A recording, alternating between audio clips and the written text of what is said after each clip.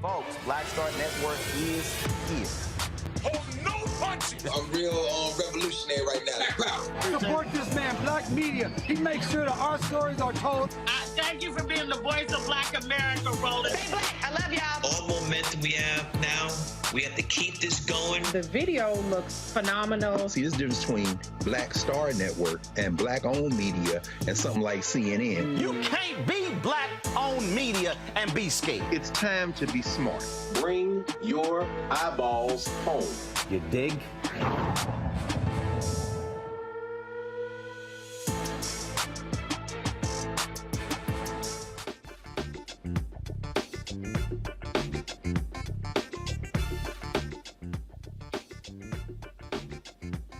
Today is Friday, November 4th, 2022. Roland Martin Unfiltered, streaming live on the Black Star Network, broadcasting from This Is It Cafe here in 3rd Ward, Houston. We are here with the Communication Workers of America, also talking with folks to get out the vote. This is the last day to vote early in Texas. We'll be talking to a number of local and county officials talking about this election. It is just, folks, 4 days away. Huge implications for African Americans. We'll be breaking this thing down. Some 36 million people have already voted early all across the country, and so we'll be talking about that.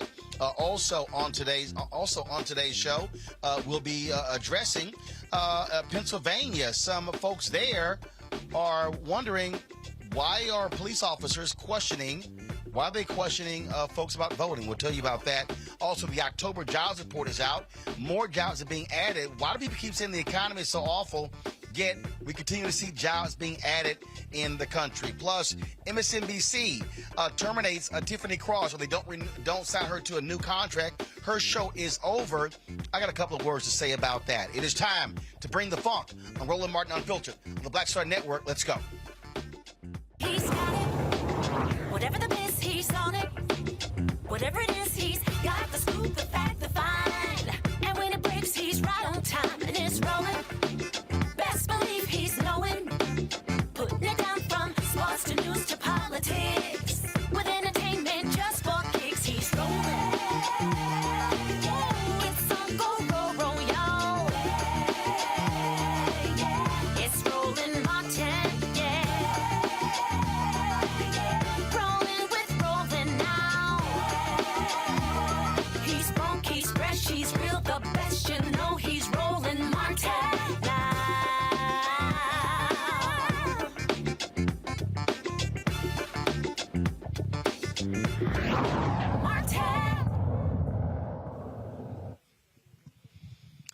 All right, folks, Roland Martin here. We're broadcasting from This Is It Cafe in Houston, Texas. Today's the last day of early voting in the state of Texas, and so we'll be chatting with a number of folks who'll be coming through here, elected officials and others, about the importance of this election, of course, which is 4 days away. One of the big issues that are being discussed, of course, is the economy, inflation. Also, the economic report.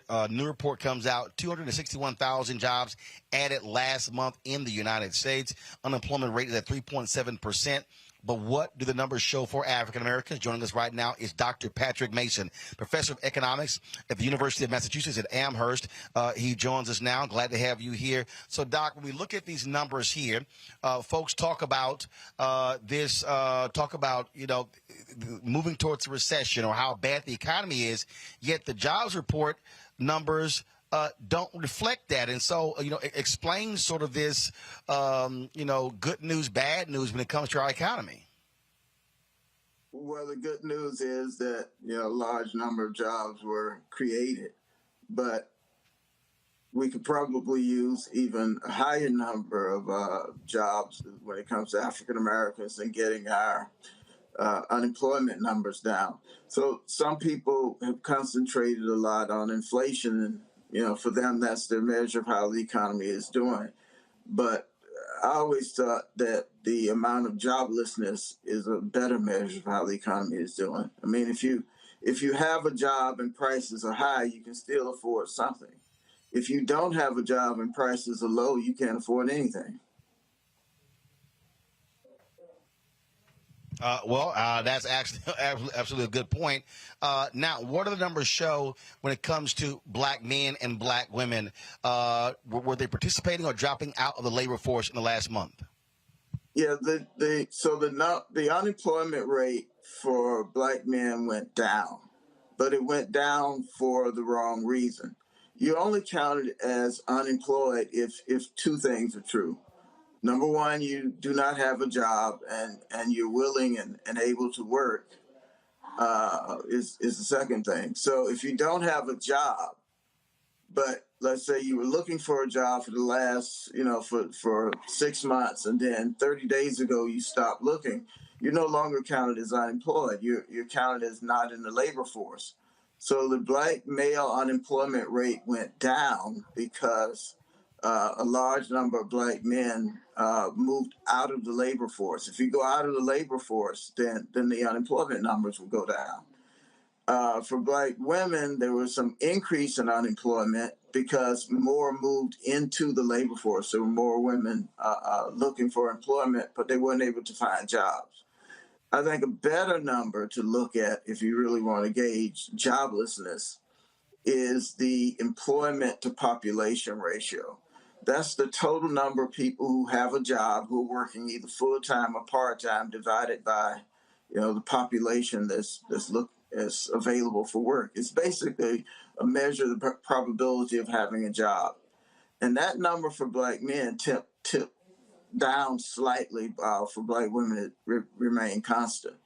So that means that even though jobs were created, it wasn't enough jobs to deal with the problem of joblessness among African Americans. Now, again, all the conversation and people are talking about this issue of inflation.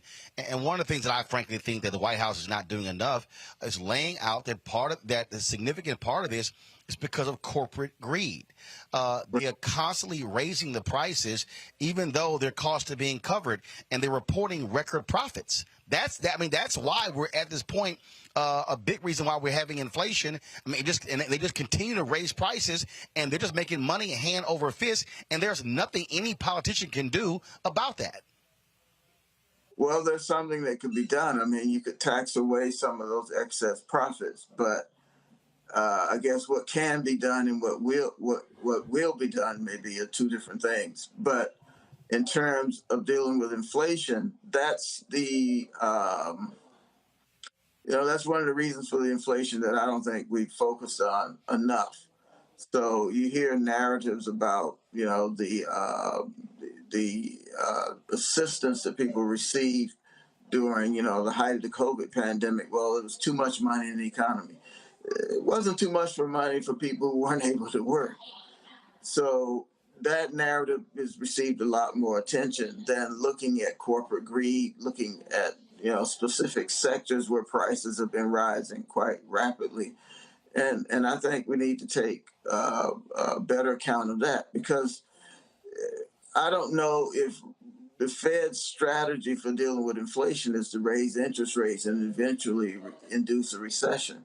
That may not necessarily impact companies who are being greedy and just raising their prices because they can. Doc, can you explain that? I mean, Larry Summers has talked about that.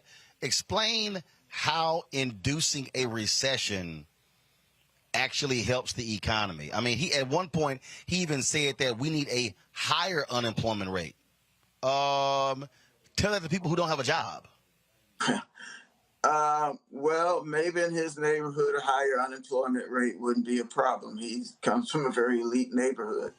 The idea is that when you raise interest rates, you make the cost of borrowing money more expensive. And because you're making the cost of borrowing money more expensive, you in effect increase the price of everything for which you have to borrow money. So if you raise interest rates, you make housing more expensive, and therefore fewer homes will be sold. People tend to buy automobiles by borrowing money. So if you raise interest rates, you make the price, the cost of purchasing a car more expensive. Refrigerators, furniture, attending college, all of those things, everything that depends on borrowing money becomes more expensive when you raise the interest rate, and people will do less, make fewer purchases. In turn, those industries will then begin to lay off people. And as they lay off people, that will cycle through the economy, because now those people will buy less of everything because they don't have any money. So that tried and true way of reducing inflation, run up interest rates, keep running up interest rates, and eventually to reduce the volume of spending. But that's just another way of saying people will be laid off, and you'll have unemployment. We'll have a recession, and that will bring down inflation. Gotcha. Well, again, I just don't think it makes any sense whatsoever to folks to be encouraging a recession to deal with inflation. But that's I guess they're supposed to be so smart. Dr. Patrick Mason, you want to make a point? Go ahead. Yeah, when it comes to inflation or bringing in high interest rates, whether or not it's a good or bad idea, in part depends on who you are. I mean, so think about it from the perspective of lenders, creditors out there. So somebody might have an interest rate before, a mortgage on the interest rate on their mortgage from before COVID at, let's say, 3% or 4%. Well, right now with inflation running 6, 7, 8%, you have an interest rate that's higher than the rate on the mortgage. Banks don't like that. In effect, they're paying the borrower interest to borrow money, so that they want higher interest rates and lower inflation because it makes them better off. But for people who are net debtors, inflation actually makes them better off. So what's left out of the conversation is usually all the pluses and minuses of a higher interest rate or a higher rate of inflation. It's usually discussed from the perspective of the banking community or from the perspective of people who are quite comfortable and not worried about losing their jobs. All right, then. Dr. Patrick Mason, University of Massachusetts Amherst. We certainly appreciate it. Thanks a lot. Thank you. All right, thanks a bunch. I'm going to bring my panel tonight. Michael Imhotep, host of the African History Network show. Matt Manning, civil rights attorney. Also, Nola Haynes, PhD, Georgetown University School of Foreign Service. Glad to have all three of you here. Michael, again, economics, the economy is the fundamental issue that's at the top of all polls. when you look at what voters actually care about. And for the life of me, I don't understand why Democrats have not been going a lot harder at corporations for jacking up the profits. You know, look, I'm here in Houston. In the last quarter, oil companies made a $100 billion profit. In the last 3 months as a result of jacked up oil prices. When you look at food, when you look at a number of different companies, I mean, these CEOs are on these earnings calls talking about how they're making far more money and how they're buying their stock back and rewarding their shareholders and screwing the customers. And so again, Democrats are getting the hit for this, but they're not explaining to people why inflation is so high. Absolutely, Roland. This goes back to the conversation you and I had last Friday on the show. And you said at this point in the election season, it's about turnout. And I said, no, it's about messaging and turnout. You have to explain to people why they're voting, what they're voting for, and explain what is going on right now. Because Republicans like Kevin McCarthy and Republican senator from Utah, Mike Lee, they're on Fox News lying, saying that inflation is because of Joe Biden, it's because of the stimulus checks, things like this. No, 54%. Katie Porter has been one of the loudest, most vocal people on this. Representative Katie Porter of California, 54% of inflationary costs is because of corporate greed. And Republicans are not talking about that for the most part at all. One. Two, they have no policies to actually address inflation. When it came time to vote for the Inflation Reduction Act, every Republican in the House and the Senate voted against the bill, voted against helping people save money on prescription drugs, on energy costs, things like this. And I want people to really go way back in time to 2017 and 2018. I know it seems like 100 years ago. This was the last time Republicans controlled the House and the Senate, the first 2 years of the Trump administration. There were 3 government shutdowns in 2 years with these idiots running the government because Republicans are not good for the economy. Lastly, Roland, I'll leave it with this. I talk about this document. I want people to read this. This is the Biden-Harris administration advances equity and opportunity for Black Americans and communities across the country. It was updated in June of 2019, June 2022, it was updated. This walks you through step by step, policy by policy, how the policies of the Biden-Harris administration have been beneficial for the African-American community and help the economy as well. Okay, and so this is the most crucial midterm election probably in the last 100 years. Got it. Let me go to Matt here. Matt, again, when you talk about this jobs report, when you talk about how well that is going, and also when you talk about really the type of spending that has happened over the past couple of years that's actually made folks' lives better. Again, if you're going to sit here and do well, you kind of got to tell people what you've actually done. And I think what President Biden has done, unfortunately, done the exact same thing President Obama did, just assume people are going to actually know what they did. No, you must toot your own horn, use that bully pulpit to explain to people how you made their lives better, how you've also been very pro-union, and also people are taking advantage of that, how you are going after trying to increase wages as well. You kind of got to tell your story, or otherwise someone else would define you in their own way. I think you're exactly right, Roland. And in addition to telling your own story, to borrow Michael's term, it's about messaging, and not only your positive messaging about what you've done, but also counteracting the disinformation. As we know right now, the Republicans are beating the drum of crime and inflation, crime and inflation, crime and inflation.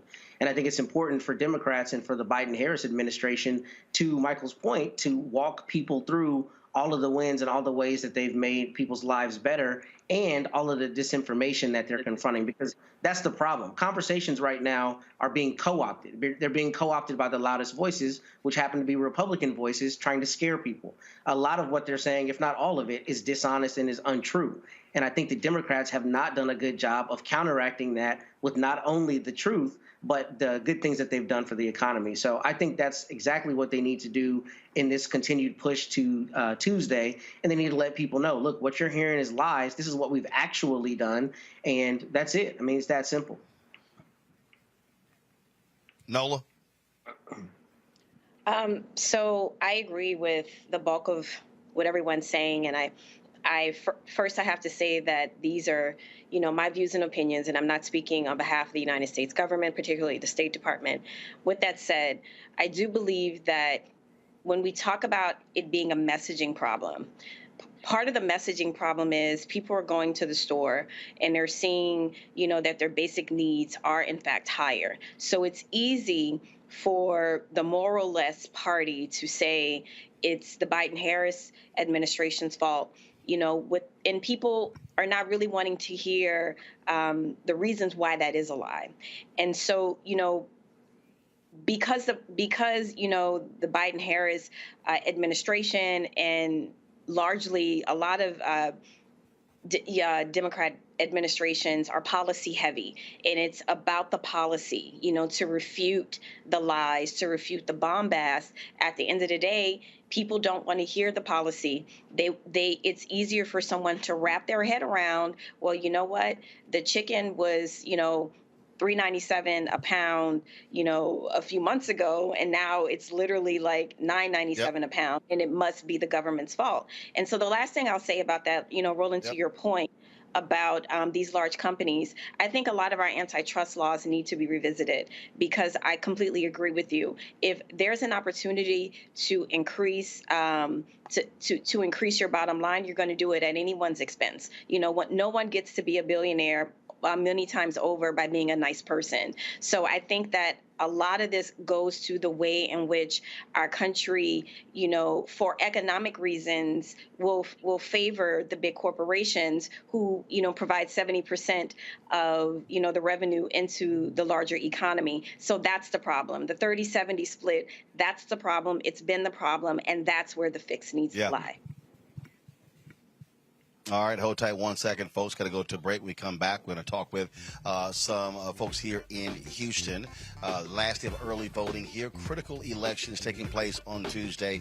And so we'll talk with county and state leaders here in Houston. You're watching Roland Martin Unfiltered on the Black Star Network. Download the Black Star Network app, available on all platforms: Apple phone, Android phone, Apple TV, Android TV, Roku, Amazon Fire TV, Xbox One, Samsung Smart TV. You can also, of course, support our Bring the Funk fan club. Checking money orders, go to P.O. Box 57196, Washington, D.C. 20037-0196. Cash App, $RM Unfiltered. PayPal is R Martin Unfiltered. Venmo is RM Unfiltered. Zelle, Roland at RolandSMartin.com. Roland at RolandMartinUnfiltered.com. We'll be right back.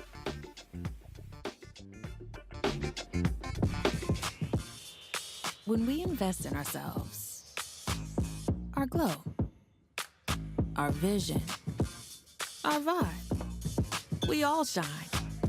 Together, we are Black beyond measure. It's time to know your rights. If someone is questioning your right to vote, call or text 1-866-OUR-VOTE. For more information, call or text 1-866-OUR-VOTE. We've got to stand up. Republicans are banning abortion rights, tearing down democracy, blocking progress. But when Democrats stand together, we win. Because we voted, Democrats stood up for Black lives, voting to ban police chokeholds, stood up for Black women, putting one on the Supreme Court, stood up for our families, lowering cost of health care and prescriptions and capping insulin, and stood up for millions by slashing student debt. This November, let's stand up together and keep making progress. When we invest in ourselves, we all shine. Together, we are Black beyond measure. Of Adendorf Laboratories. In America, our freedom of speech and the right to peacefully protest is a wonderful thing, but faith without works is dead. Will you take souls to the polls? If you don't vote, all of your activities were done in vain. I am an ordained minister, a presiding elder in the AME Zion Church, a wife, a mother. I am spending my time and my resources to encourage you to vote. Paid for by Adendorf Laboratories.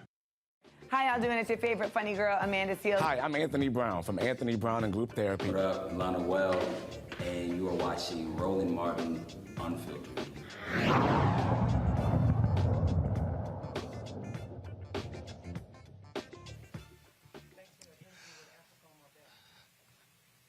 All right, folks, welcome back. We're at This Is It Cafe here in Houston. Today's the last day of early voting in Texas. I'm certainly glad to be here. Last night we were in Arlington, Texas, there with the folks in Tarrant County, Deborah Peoples and others. She is running for Tarrant County judge, trying to make history there. And joining us right now is somebody who made history in the last election, Lena Hidalgo. She's the judge here in Harris County, which folks need to understand is as big as a whole bunch of other states in this country. But how you doing? I'm great. I'm in the thick of it with the election. Indeed. And so it has been certainly a wild 4 years, if you will, but also dealing with a Republican governor in this state who's trying to do everything they can to stop the progression of progressives here in this county. Absolutely. Look, Harris County, you said it. It's larger than a lot of states. We're about the size of Louisiana in population. Square miles the size of Rhode Island. So we'd be the 25th largest state. Now, the state for 30 years has been controlled by Republicans as the Republicans have gone farther and farther to the right.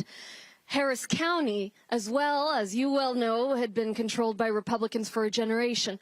I ran for office in 2018, one of the women that thought if Donald Trump can win, so can I. And I didn't even have a primary opponent. That's how much people didn't think that Harris County leadership could change. Well, we won. And in the past few years, it's not just been dealing with floods and fires and the pandemic and the winter freeze, but also giving a voice to folks who didn't have a voice under this far-right leadership. So we're giving a voice to people who care about voting rights. We're giving a voice to people as we reduce homelessness, as we invest in early childhood education, as we invest in small businesses and environmental protection. You name it. And what the Republicans are trying to do is stop that progress on some level, I think, because they're scared. They're scared to leave that power behind, and they're scared to see responsive, transparent government that's really bringing our communities in, where in the past we didn't have representation. And that reflects potentially the future of this state. So it's a very tough election we're facing, but we're fighting for the people and for the continued changes. Oh, but you also hear them talk about how they believe in local control. But you have them literally sending election monitors into Harris County. You and others, the mayor, Commissioner Rodney Ellis and others, they asked the federal government to send monitors here. Have y'all heard back from the Department of Justice? Yeah, so that one, the 2020 election happened in September 23rd, 2021. Former President Donald Trump, he put out a statement, and he. You don't have to call him former president on my show. I don't. Trust me. I don't even use that. I just call him the orange dude. I don't even. Trust me. You wouldn't. Look, when I first met him in the White House when he met with television anchors, I stood there and I was like, damn. I was trying to figure out what I was going to call him, and it was. Did you say Mr. President? You said Mr. Trump. No, when he walked up, put his hand out, I went, hi. That's all he got. I didn't give anything else. I don't know that much more was deserved. But anyway, he called in 2021 for an audit of Harris County's 2020 elections.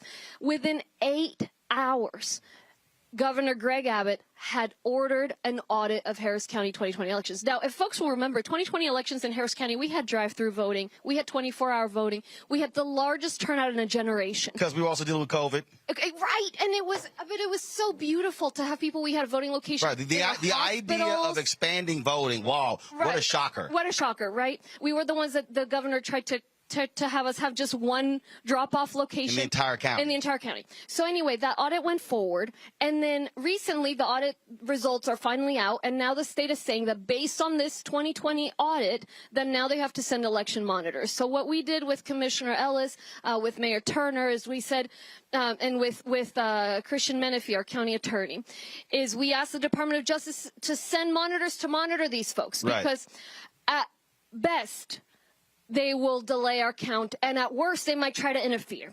And we've actually sent questions to the state to say, hey, what's this about? And they answered one of the questions, the other one they said, well, take it up with the Attorney General. So we did hear back. I'm sorry, you mean the indicted Attorney General? Correct. Gotcha, okay. Correct. Gotcha. So the Department of Justice did respond. They're on standby, and I hope it doesn't get to that. I hope it doesn't get to that. But I think the other side thinks they're going to intimidate us. I think they think that they can pander at will. I'll tell you, I'm running against an opponent who is a Harvard graduate. It took her until October 17th of 2022, almost 2 years, to finally admit that Donald Trump lost the 2020 elections. And you have first to of all, remember, I make no assumption that anybody went to Harvard is smart. well, I'm a Harvard dropout, so we're good. There you go. See, there you go. But look, the Harris County Commissioner's Court, and this is the case in many counties around the country. There was news about this in New Mexico, in a county in New Mexico recently. The county government is in charge of certifying the results of the election in the county, like what happened, what led to January 6th. Yep. In Harris County, we've always done that as a routine process. I don't even remember it having happened in 19 and 20. It happened, but it was so routine. We just went, we voted, and we moved on. Right. In 2021, it wasn't even 2020, one of my Republican colleagues refused to certify the votes in Harris County. My opponent hasn't said she's going to do that yet. And so Republicans are trying to out far-right one another, out Trump one another, and we're not just saying we're going to make things better. We are making them better. Crime is down. Homelessness is down. Economic job growth is up.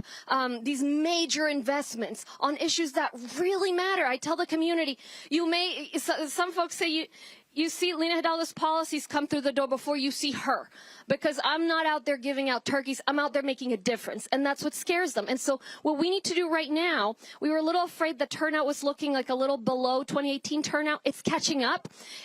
And look, we talk about this. It's serious issues, democracy in my mind, at the heart of all of it. And people need to vote. People need to vote. Obviously, I'm on the ballot. I want them to vote a certain way. But frankly, I just want people to participate. And so for everyone who's listening, if you're in Harris County, participate. We have early voting until today at 7 p.m. and then Tuesday's election day. Right. Everywhere in the nation it is election day, and we need people to come out and make their voices heard, because democracy literally depends on it. We cannot allow this type of extremism and pandering to win. I spent a lot of time on my show trying to walk my viewers and listeners through, because we also podcast the show. I've got commentaries on iHeartRadio's Black Information Network. And I spent a lot of time saying, folks, you cannot ignore the down ballot races. There's so much attention, obviously, on president, on U.S. Senate, on House members and governors. But people are far more impacted by what happens on the county level and the city level as well. And we're talking about billions of dollars. We're talking about roads. We're talking about, public safety. We're talking about transportation, all of those different things. And what I'm also trying to explain to them, the point that you made about the elections, these MAGA folks want control of the election apparatus. Steve Bannon has said all votes should not count.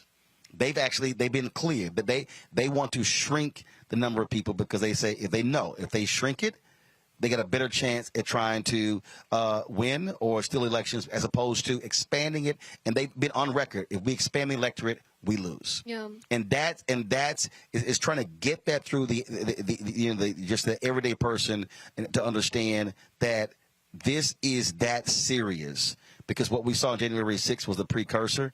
This is, to me, the second quarter.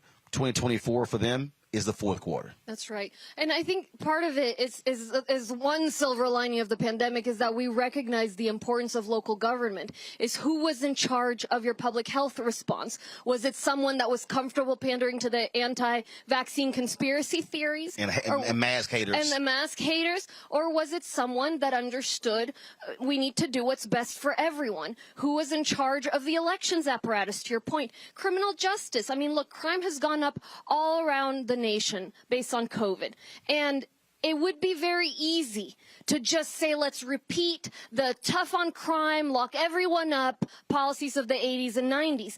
But we can't do that. We know where that sends us. You hear that, Air Young? You can't do that. No, and that's part of, you can actually tackle this. And we're reducing violent crime by doing things differently in a way that works, that doesn't lead us to incarcerate more people than China. And of course, the people that are incarcerated are mostly black and brown people, as we know. So we don't need to forget forget George Floyd in order to tackle the crime wave. And all of that is determined at the local level. Look, the My Pillow guy, he came after me, and there's one thing he said that I agree with him on. He had a $100,000 a table fundraiser against me.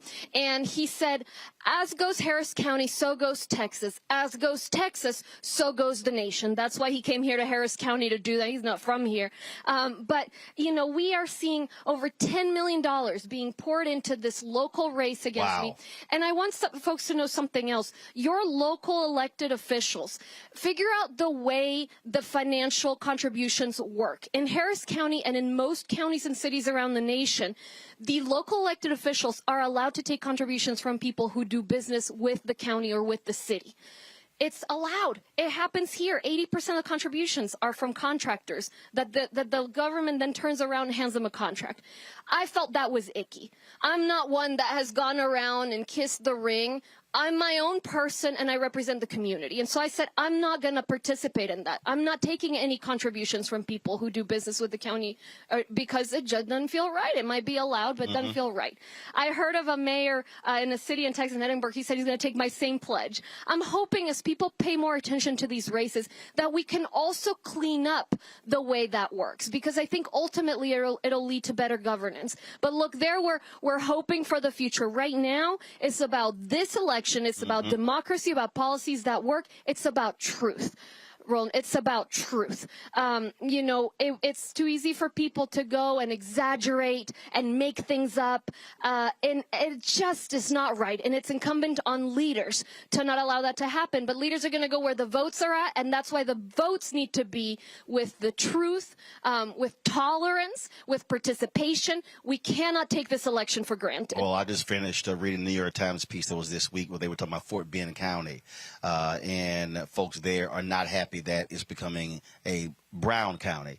And the thing about that article that jumped out, they said, we wish we could build a wall between Harris County and Fort Bend County. Literally, they said that in the article. But what the article also said, that I keep telling people, the article said that white voters are the minority in Texas. Latinos, African Americans, and Asians are the majority, yet white voters make up 60% of all votes cast. And so what has to happen, African Americans, Latinos, and Asians must be voting and maximizing their numbers. They must be voting at 70, 75, 80% to offset that, because what I keep telling people, it doesn't matter if you have numerically the numbers as the majority. If you're not voting as a majority, it's irrelevant. That's where the power comes from. That's right.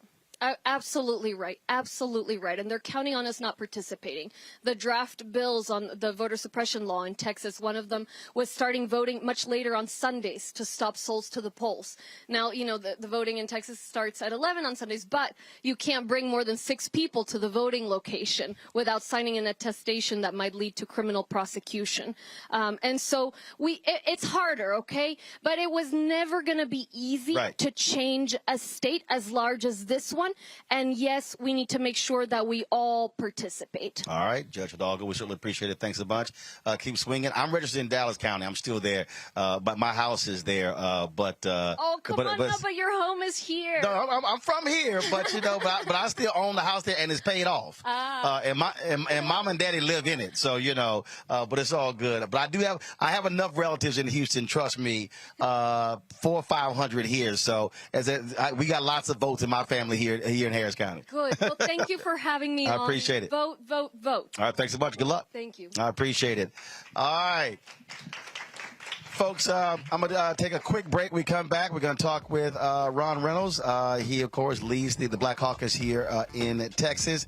He's also an alpha man. He's a good man as well. We'll also talk with Communication Workers of America and others here from This Is It Cafe. Folks, if y'all are watching you from H-Town, come on by. Y'all can come check the show out, take a selfie. It'll be good to see you. We'll be back right here on Roland Martin Unfiltered on the Black Star Network. When we invest in ourselves, we all shine. Together, we are black beyond measure. Exercise your right to vote. If the lines are long or you're getting turned away, call or text 1-866-OUR-VOTE. For more information, call or text 1-866-OUR-VOTE. We've got to stand up. Republicans are banning abortion rights, tearing down democracy, blocking progress. But when Democrats stand together, we win. Because we voted, Democrats stood up for black lives, voting to ban police chokeholds, stood up for black women, putting one on the Supreme Court, stood up for our families, lowering cost of health care and prescriptions and capping insulin, and stood up for millions by slashing student debt. This November, let's stand up together and keep making progress. When we invest in ourselves, our glow, our vision, our vibe, we all shine. Together, we are black beyond measure. I am Letitia Hill Gadet, owner of Ottendorf Laboratories. In America, our freedom of speech and the right to peacefully protest is a wonderful thing, but faith without works is dead. Will you take souls to the polls? If you don't vote, all of your activities were done in vain. I am an ordained minister, a presiding elder in the AME Zion Church, a wife, a mother. I am spending my time and my resources to encourage you to vote. Paid for by Ottendorf Laboratories. Hi, I'm Vivian Green. Hi, I'm Wendell Pierce, actor and author of The Wind in the Reeds. Hey, yo, Peace World, what's going on? It's the Love King of R&B, Raheem Devon, and you're watching Roland Martin, Unfiltered.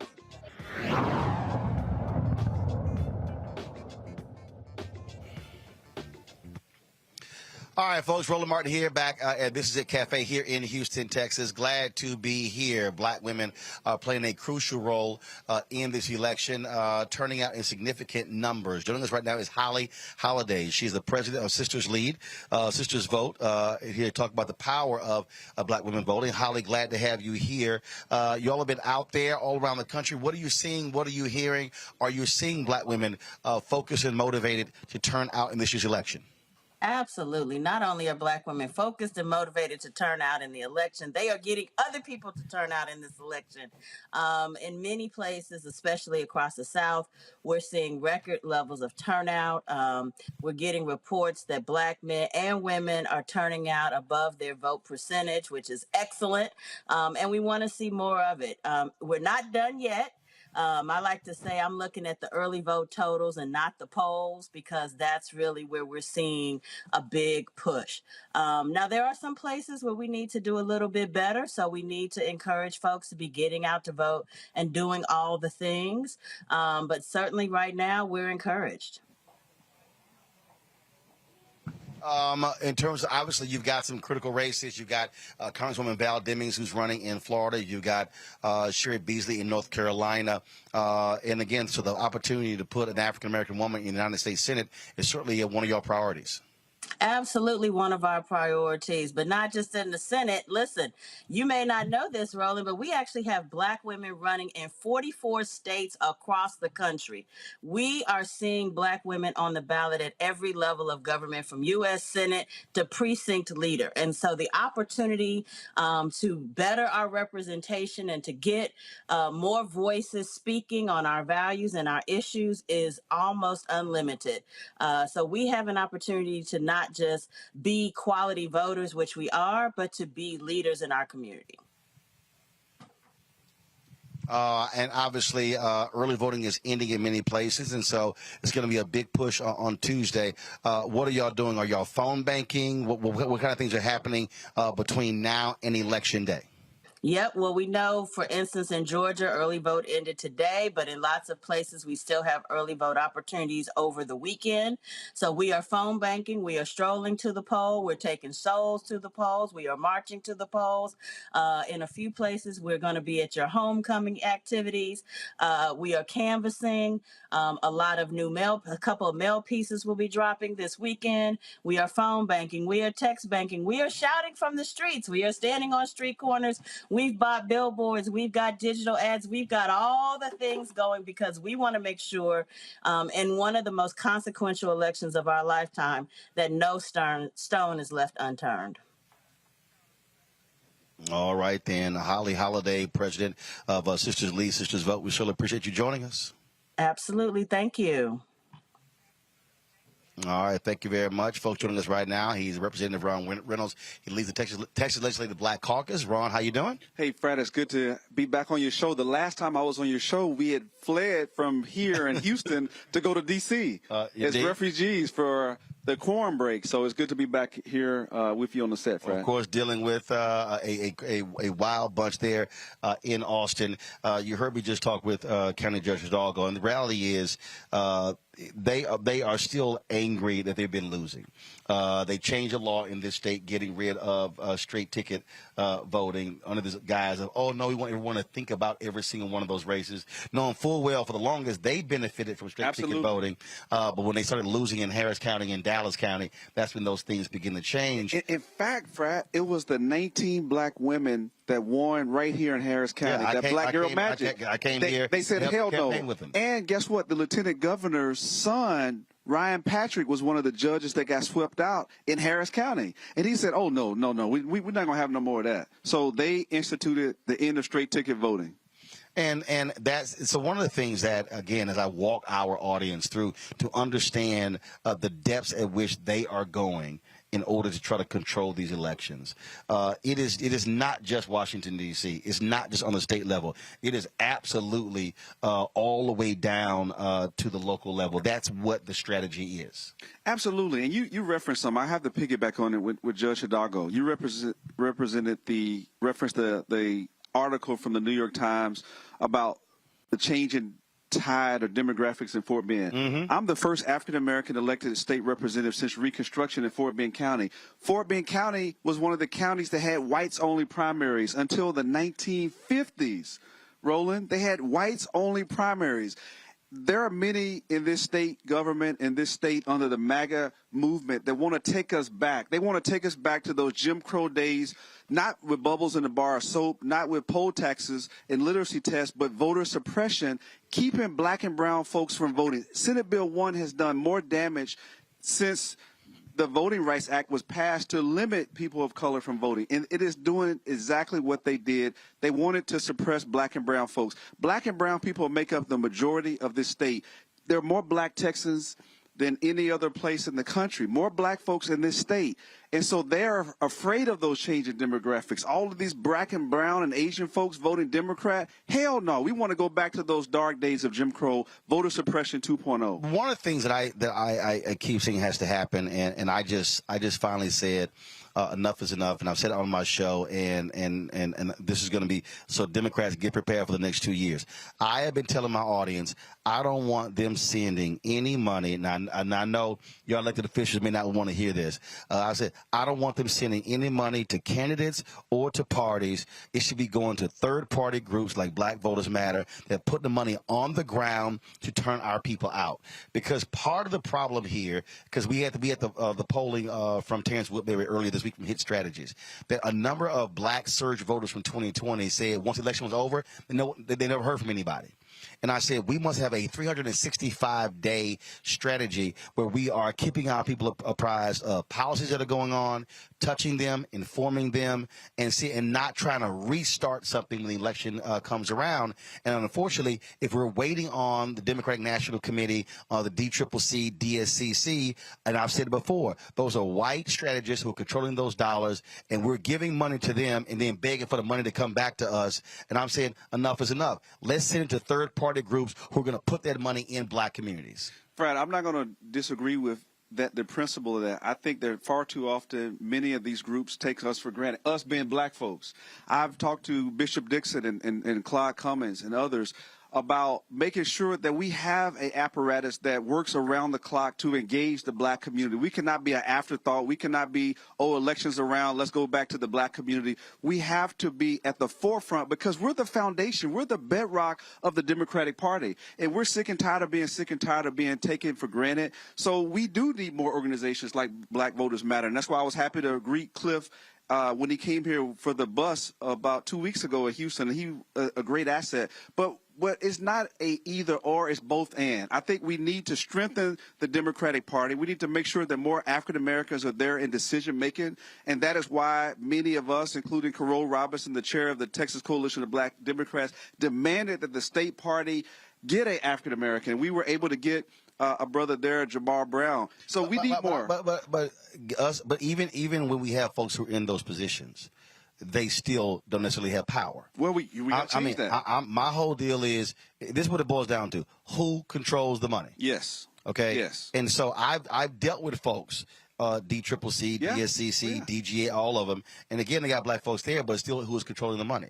Even in a lot of these campaigns, even in these campaigns where you have black Senate candidates, right? It's been hard as hell pulling out dollars targeting black people. I'm just simply saying that what has to happen between now and once we get past Tuesday. Sure. And I know for a fact right now that there are a group of black men who are preparing to send a scathing letter to all of those Democratic constituencies, making it clear that they better have a black male strategy as well and actually fund it. We talked about that. Bishop Dixon would tell you we had a group call for black men with Beto and faith-based leaders, because far too often, and I love our sisters, but they're leading the pack. Black men have been left out of that conversation. So we do need to do that. We need to do a full autopsy on what is right and what is wrong. And unfortunately, many of our brothers have been left out, and we got to pull them up. We can't let them hang in the wings. We have to do that. So I agree. We need to do a full autopsy, and we need tangible solutions going forward. I hope that we do great on November 8th, but I want us to do a full autopsy in terms of what did we go wrong, how can we improve, what can we do better, from all the way from Biden all the way down at the local level. We need systemic change. We cannot continue to have disparities within our own party, and that is why it takes conversations like this and demanding. We're not going to say, hey, can you get us? No, we're demanding. That's it. Representative Reynolds, I appreciate it, man. Thank you. Thank you, Fred. Good to see you. Nola, I want to start with you. That particular point that we were just making about having an infrastructure that exists beyond the election. And look, I've been saying this for years, that the election is the end of one process and the beginning of another.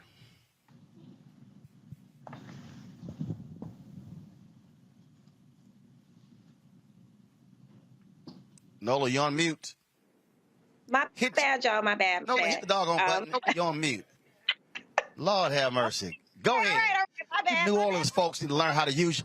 You New Orleans folks need to learn how to use your computer. Instagram, and I didn't want to interrupt your little conversation. Okay, that's what happened. Why are you on Instagram in the middle of the show? You were busy. I multitask. That's what black women do. Can I answer the question? Nola, make your comment, please. Thank you. Thank you. Yeah, you can answer the question late. Go ahead.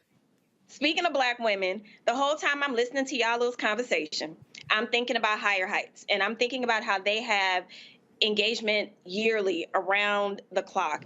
We are always thinking about, women to advance, to run for office. It is always engagement, from Sunday brunches to always talking about, going out there and talking about the organization, and also lifting up the voices of women who are running around the country. And so I completely agree.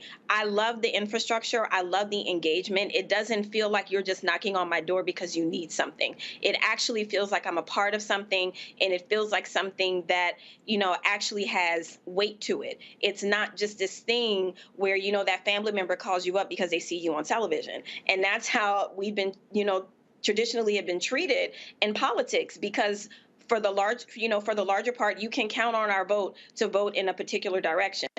But at the end of the day, people need some TLC. You need a little massage, you need a little dinner, don't just show up because you want something. And so I completely agree. I think infrastructure is important.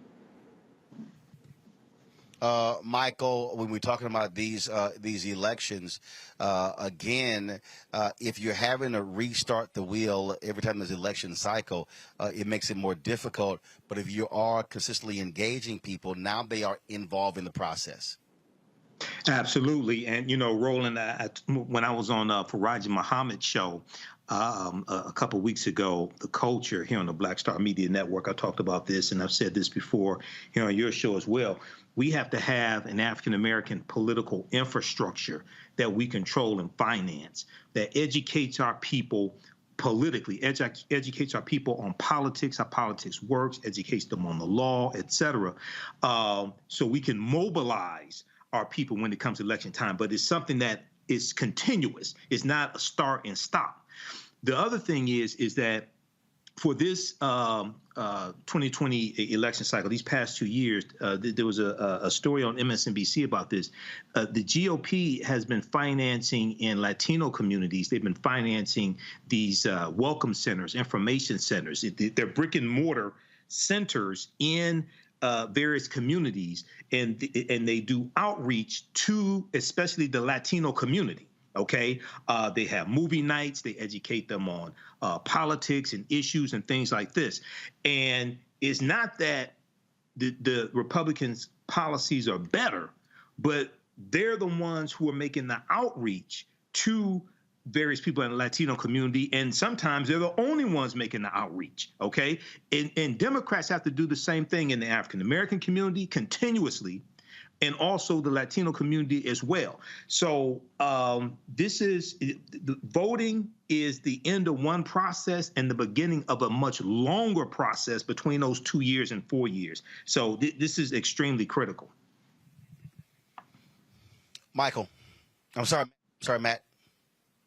The only thing I would add is that I wonder how you not only continue to build that infrastructure, but how you become more effective at communicating to people what the end result of these policies are and why it's so important to vote for particular candidates and particular ideas. I hear so often people say, it doesn't matter. My vote doesn't matter. And we talk about that a lot on the show, but I think one of the things that's missing, not only through a consistent push, is making information more digestible to people. And I think part of it is, look, people have to be motivated to find it. I get that. But I think one of the other problems is we're always kind of talking to ourselves. We're not talking to people who are not, either politically inclined or who are going to follow politics and campaigns and various issues. So I think we have to be better of finding a way to make people understand that voting for that local bond package is what turns into your pothole getting filled on your street. Like, once people understand that marriage of things, I think they're more inclined to be involved. And I think that has to be an integral part of that infrastructural push that you're talking about. Well, that's why you heard me say for the longest we need to have Schoolhouse Rock 2.0 or citizenship training classes to teach folks basic civics. Folks, here at This Is It Cafe, joining me now is Harris County Commissioner, former state senator Rodney Ellis. I know y'all don't recognize him because every time he's on the show, he's wearing his biking outfit with a helmet and everything. So you decided to get dressed up. He was on a Zoom with the vice president. So I guess you couldn't wear your biking outfit. I didn't wear my biking outfit because I was with the vice president. But you notice I don't have my coat on, Roland, because I ride my bike and I eat healthy, because as an old black man, I want to get older. Well, I understand. But like I say, y'all, I ain't seen him dressed up in a long time. I'm dressed up now because, hey, they after the woman carrying the ball. They after my judge. It's a slim margin, 3-2, 3 Democrats, 2 Republicans. So we fighting like hell to hold on. Tell all your listeners, send some money to Lena Hidalgo's campaign. Did you hear that? I'm not even asking any money to my campaign. Send that money to her campaign. The point you're making there, explain to folk again, who, again, so much attention is always on D.C. and then on state capitals, the difference between having a 3-2 Democratic majority on the Harris County Commissioner's Court as opposed to what has been the case for a long time in this county. Republicans were running it. It's a 5-person governing board. These are the largest precincts. 4 of us represent precincts. The judge is the chair. She's countywide. Total budget? About $400 million. That each commissioner I'm talking about the total budget of the county. Total budget's about $2.5 billion. There you go. If you count everything we control, it's about $5 billion. You count the hospital district, everything that we control, the 5 of us control, it's about $5 billion. And again, the reason I wanted folks to understand that, because I'm always trying to say, if you ain't having a money conversation, you're not having an American conversation. It is about the money. 90% of what happens in any public office comes to the money. The rest of it's important, but a lot of that is poetry. Now, policies are important on how you implement the money. But look, this is a big county. This county, Harris County, only 2 counties larger. That's Cook County, Chicago, and Los Angeles County. So this county is larger than 25 states in America. So think about it this way. More people live in Harris County than all my friends in Louisiana. More people live in Harris County than all our friends in New Mexico. More people in this county than in the entire state of Arkansas. More people in this county than the entire state of Oklahoma. So that's big, and it's massive. And it had been run, the largest county in this state had been run for Republicans for a very long time. When Democrats ran it, they were pretty much Dixiecrats. It was so long ago. So when I came on this board, I was the only Democrat, only person of color 6 years ago. 2 years later, because they had some great candidates running, no doubt about it, and also because Beto O'Rourke was running for the United States Senate and raised about $80 million. spent a good portion of that in Harris County. Because in a lot of ways, as this county goes, the state goes. So that's extremely important. Thank God Beto is running again. He's doing well in the polls. He's still working, as though you wouldn't think he's a couple of points behind. You know, only poll that matters is on election day. See, this is one of the things that I also explain to folks, because I've had people say, okay, Beto lost for the United States Senate, ran for president, didn't do well. Why is he running for governor? He's going to lose again. What folks don't understand is you don't rebuild something overnight. You don't rebuild infrastructure. There were a lot of people who thought after the 2008 Democratic primary that was hotly contested between Senator Obama and Senator Hillary Clinton that you're going to see some advances here. Frankly, it didn't happen. And in many ways, what he has been able to do with those runs is somewhat similar to what Stacey Abrams and the New Georgia Voter Project did there. That is, really begin to connect the dots, and all of a sudden begin to make advancements. Because there were a number of people on the local level. Yes, he didn't win for U.S. Senate, but there were people who were down ballot who did win because of that turnout. We in Texas owe Beto O'Rourke a tremendous debt of gratitude for what he did. But let me tell you, first of all, Beto and Stacey are running to win now. Right. Look, I've been putting my name on the ballot for 39 years. Hell, nobody goes through this just to help others. Right. I mean, but you know, look back. But the point is, they're running to win. Oh, he put us in. But the point I need people to understand is that, one, you have to run folk, because when you run folk, because a lot of times Democrats just stop running people. Yeah. You have to run people because part of running is also mobilizing and organizing. You can't be a national party if you don't have somebody at the top of the ballot. Now, maybe you can skip a few. You got me? But let me tell you, look, by the way, Stacey Abrams put Warnock in the United States Senate.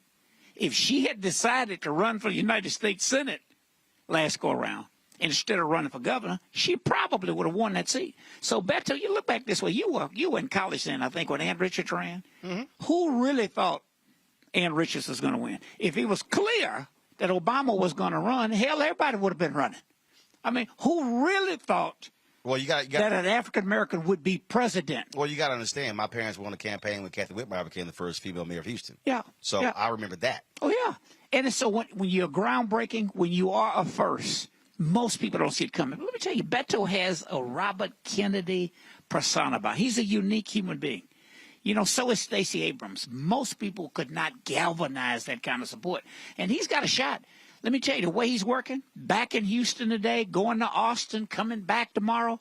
I mean, he's going to work until the very end, as was the case with Ann Richards. So you heard me talk about what needs to happen for African Americans, and I fundamentally believe this, that there has to be, the day the election is over, there's no stopping, because you have to maintain the mobilization in the organization. Because again, the polling data that was revealed in the survey from the Black Census Project is that many of those voters said, "I didn't hear from anybody. The call stopped, the texting stopped, and they weren't aware of a lot of things that actually got passed. But then we're informed. We're like, oh, we agree with all of that." And so that, to me, I think has to happen, because we're in this thing every day. We live and breathe it. But it's a bunch of folk who don't. And if we're not creating an apparatus that's teaching, that's constantly putting information out, then we're going to have a bunch of people walking around who are saying, y'all Democrats ain't done nothing. You ain't accomplished nothing. You done nothing for black people. I'm wasting my vote. Well, Roland, I want to make this point.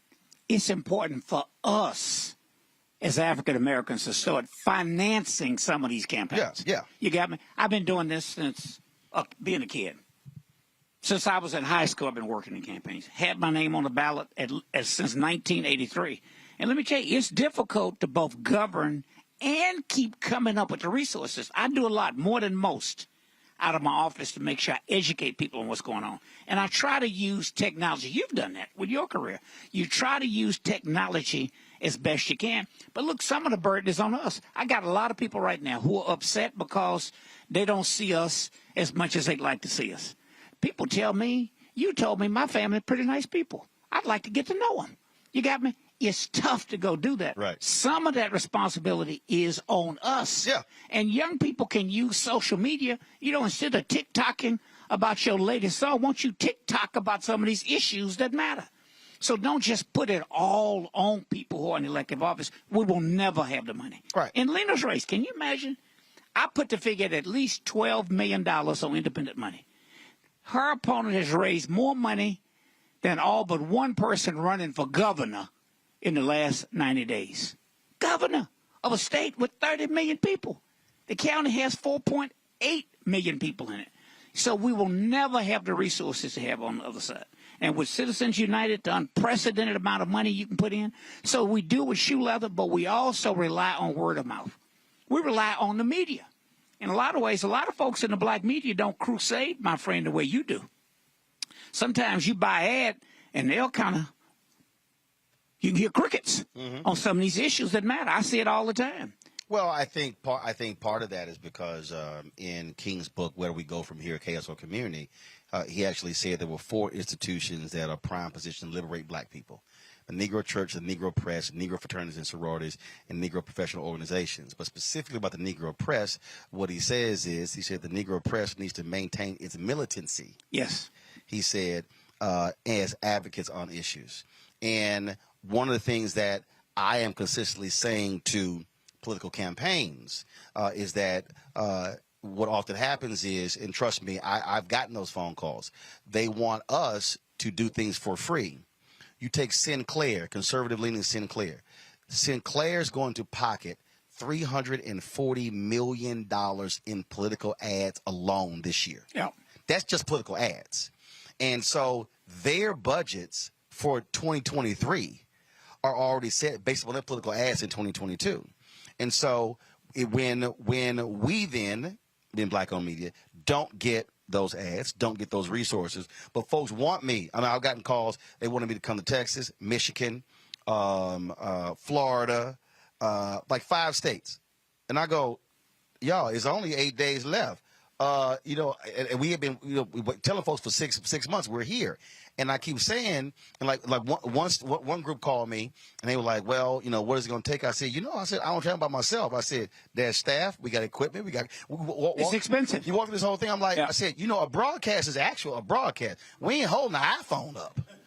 And I had to walk, these folks through, and they were so like, well, but you can't do it. I'm like, it's such and then I tell them, I said, I got 10 people in the control room back at the office. I get it. Roland, it's a big issue. But let me tell you, in the tradition of Ida Wells, can you imagine how much money she could have made if she'd sold her soul? Of course. Remember her building. The reason there's no copy of her newspaper today because the building got firebombed. Yeah. But look, it's sort of like sometimes I think about, and you've watched my career over the years. The progressive issues that I fight for. Do you imagine how much somebody would pay me to go argue the other side? Oh, of course. If I had hair and I just combed my hair up the wrong side of my head and started, I won't call names out, but you know what I'm talking about, the handkerchiefs. Look, if I put that handkerchief on my head, you imagine you got me. If I chose to be like Larry Elder, I would have 100 million in the bank. Yeah. So my point is, you are in the tradition of Ida Wells. You got me? It's the tradition. You think of how many of our churches. I saw Bishop Dixon walk when I walked in earlier. Sometimes I walked, I was in my biking gear against my pastor now. I got to get saved, man, at my age.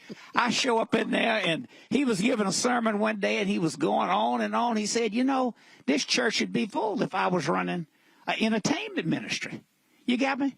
But he's running a ministry based on issues that matter. Right. Hey, most Sundays, Martin Luther King's church was not full. Hey, now we know in history, when he got real aggressive and started using kids because his boycott efforts were losing the middle class. Organized by James silk Bevel. Stocking.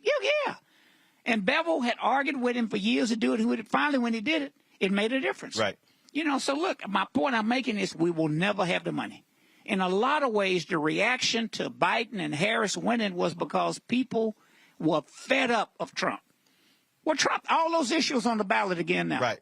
So right here in my county. Now there are 340 Trumps who are on the ballot. Look, you think after that George Floyd deal, these people weren't mad and they were sitting back waiting? Why you think even when crime stats are down in this city, in many cities around this country, they were plotting and scheming on how they were angry. Well, that's why I had to. So we got to hope your viewers, our followers, are thinking beyond it. Oh, yeah. And if not, then you're not going to be just fine. Well, that's why I had to do a rebuttal to Ed Young's sermon on MLK, how he praised MLK, but it really was a sermon where he was taking a shot at Black Lives Matter and woke folk. And so I had a few words for Ed.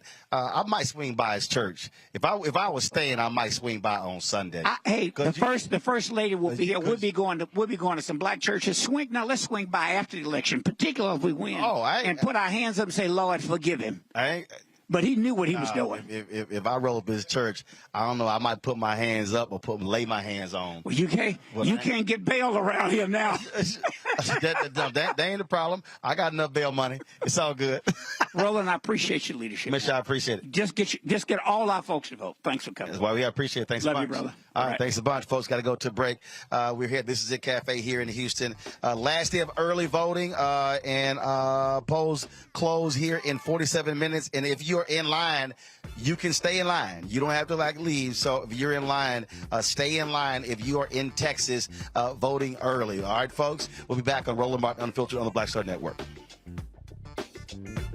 When we invest in ourselves, we all shine. Together, we are Black beyond measure. Know your rights before you vote. If you have any questions or a problem voting, call or text 1-866-OUR-VOTE. For more information, call or text 1-866-OUR-VOTE. When we invest in ourselves, we're investing in what's next for all of us. Growing, creating, making moves that move us all forward. Together, we are Black beyond measure. I am Letitia Hill Gadet, owner of Adendorf Laboratories. In America, our freedom of speech and the right to peacefully protest is a wonderful thing, but faith without works is dead. Will you take souls to the polls? If you don't vote, all of your activities were done in vain. I am an ordained minister, a presiding elder in the AME Zion Church, a wife, a mother. I am spending my time and my resources to encourage you to vote. Paid for by Adendorf Laboratories. We've got to stand up. Republicans are banning abortion rights, tearing down democracy, blocking progress. But when Democrats stand together, we win. Because we voted, Democrats stood up for Black lives, voting to ban police chokeholds, stood up for Black women, putting one on the Supreme Court, stood up for our families, lowering cost of health care and prescriptions and capping insulin, and stood up for millions by slashing student debt. This November, let's stand up together and keep making progress. Hello, everyone. It's Kiara Sheard. Hey, I'm Taj. I'm Coco. And I'm Lily. And we're SWV. What's up, y'all? It's Ryan Destiny, and you're watching Roland Martin Unfiltered.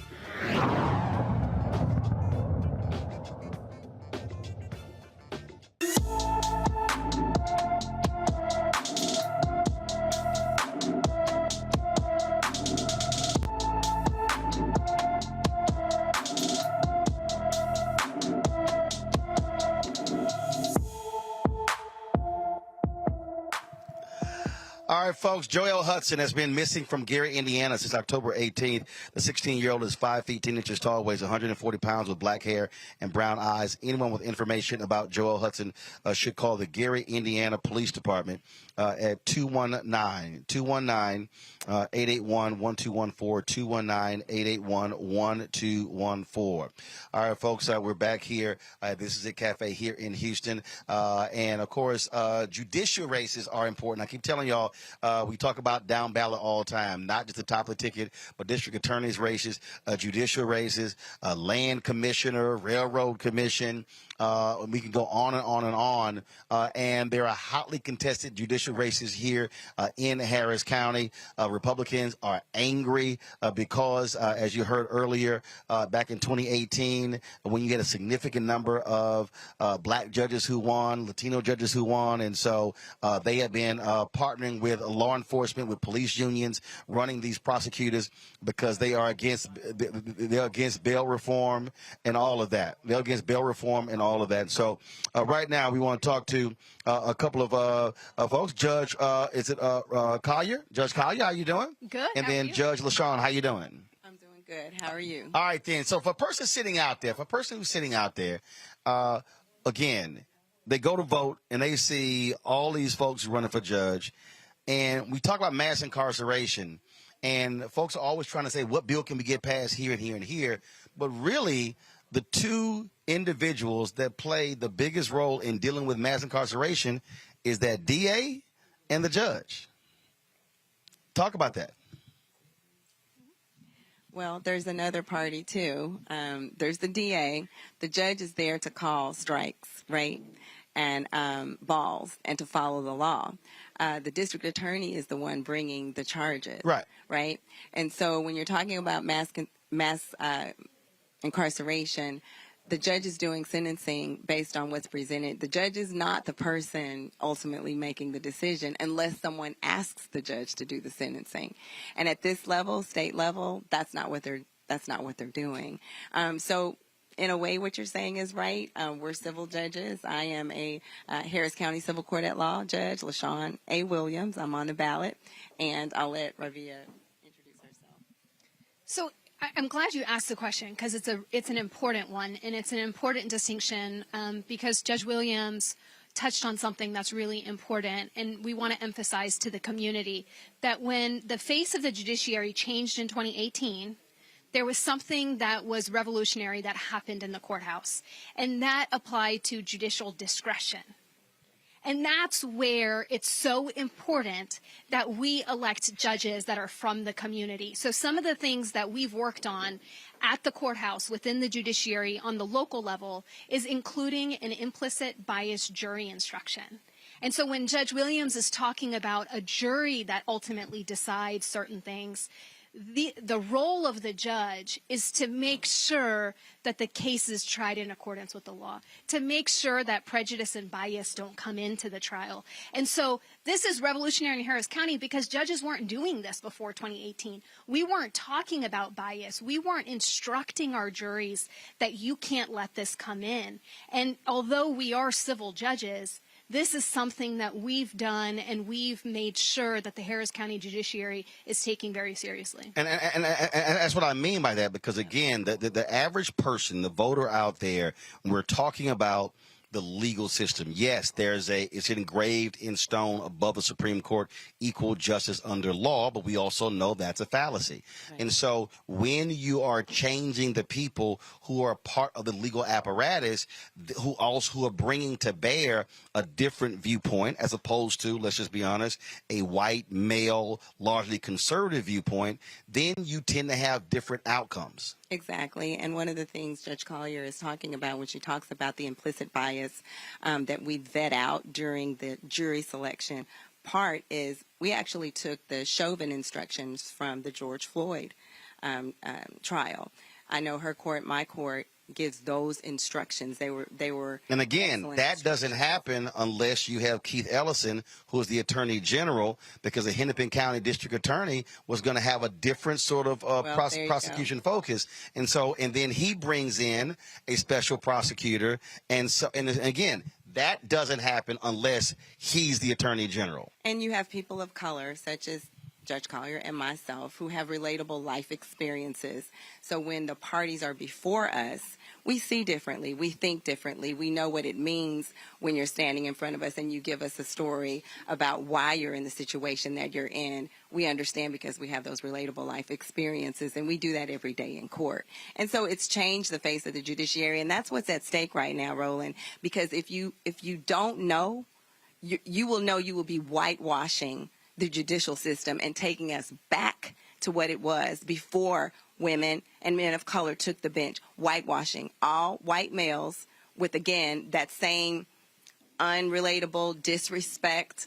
You're just a number, all of those things. And so you don't want that. That's what's at stake here when you talk about the judiciary. So as we were preparing, we were setting everything up. There was a radio commercial that was playing on one of the black radio stations, and it was a Latina woman talking about some case, and all of a sudden, it's at the end it says, vote against all Democratic judges. And so they're angry about cash bail. And they're assigning that all around the country as, oh, this is the reason why, there's a crime surge all across this country. But those of us who are in Texas know if you don't have that, Sandra Bland likely is still living.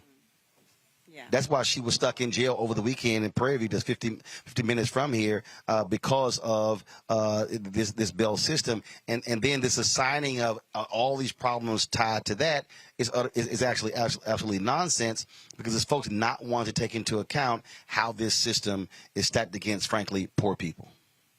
Well, we're proud of the work our misdemeanor judges are doing. And as you know, the bail reform, that case was all about what was happening in misdemeanor courts. And a federal judge found that what was happening with bail was unconstitutional. And it was our misdemeanor court judges that came in with us that settled that lawsuit and did the bail reform. And so you shouldn't be locked up on a trespass or some vandalism and you can't afford the bail. And so you're locked up unfairly until you can come with the money. Which that also doesn't happen costs taxpayers anymore. far more money. I also want to make sure that we highlight the work that's being done by the judiciary, because I think that that's significant when you talk about public safety. So the judge's role is to make sure that our constitutional rights are upheld in the courtroom. We make sure that the law is being followed in the courtroom. And when COVID hit, and all of the other counties in the state of Texas were shutting down their courthouses and shutting down jury trials, it was Harris County that was leading the state of Texas in the highest number of in-person jury trials, because we understood the importance of those that are in jail, those that are victims that are waiting for their justice, right? We understood that the system needed to continue. And so we created an operation at NRG Stadium, where we would pick out juries, and we had over 600 jury trials during the peak of COVID, while everyone else in Texas was not doing the work that we were doing. And there were no jury trials. Those people who were just sitting in jail waiting. Yes. And Harris County is very unique, and this is what you don't hear in mainstream media, is that we were suffering from Harvey in the court system up until COVID hit. So when I was elected in 2018... So you had two tragedies going on. Two major.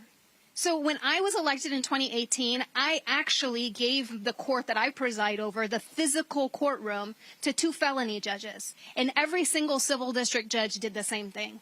And so I did not try my first case until this year, from beginning to end, in the courtroom that I was elected in. And so what does that actually mean to your listeners? That means that judges in Harris County were literally going from courthouse to courthouse trying to find a place to try a case. And we still had hundreds of cases go to trial, even though we did not even have the facilities to go to trial. And I want to add, and I love that, because the other thing they want to know, well, why aren't y'all saying this in the media? When people are attacking you and they're telling these lies, why aren't you coming out and you're speaking against it? And as you probably know, as judges, ethically, we can't talk about, first of all, pending cases. Secondly, we have to be very careful about cases that have even been adjudicated, because we can't get in at that level. Right. How I wish we could, because we would have a whole lot to say. But guess who can? The voters.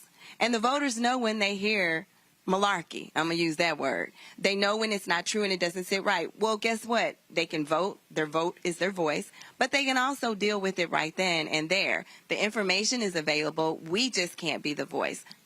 The voter is the voice for us.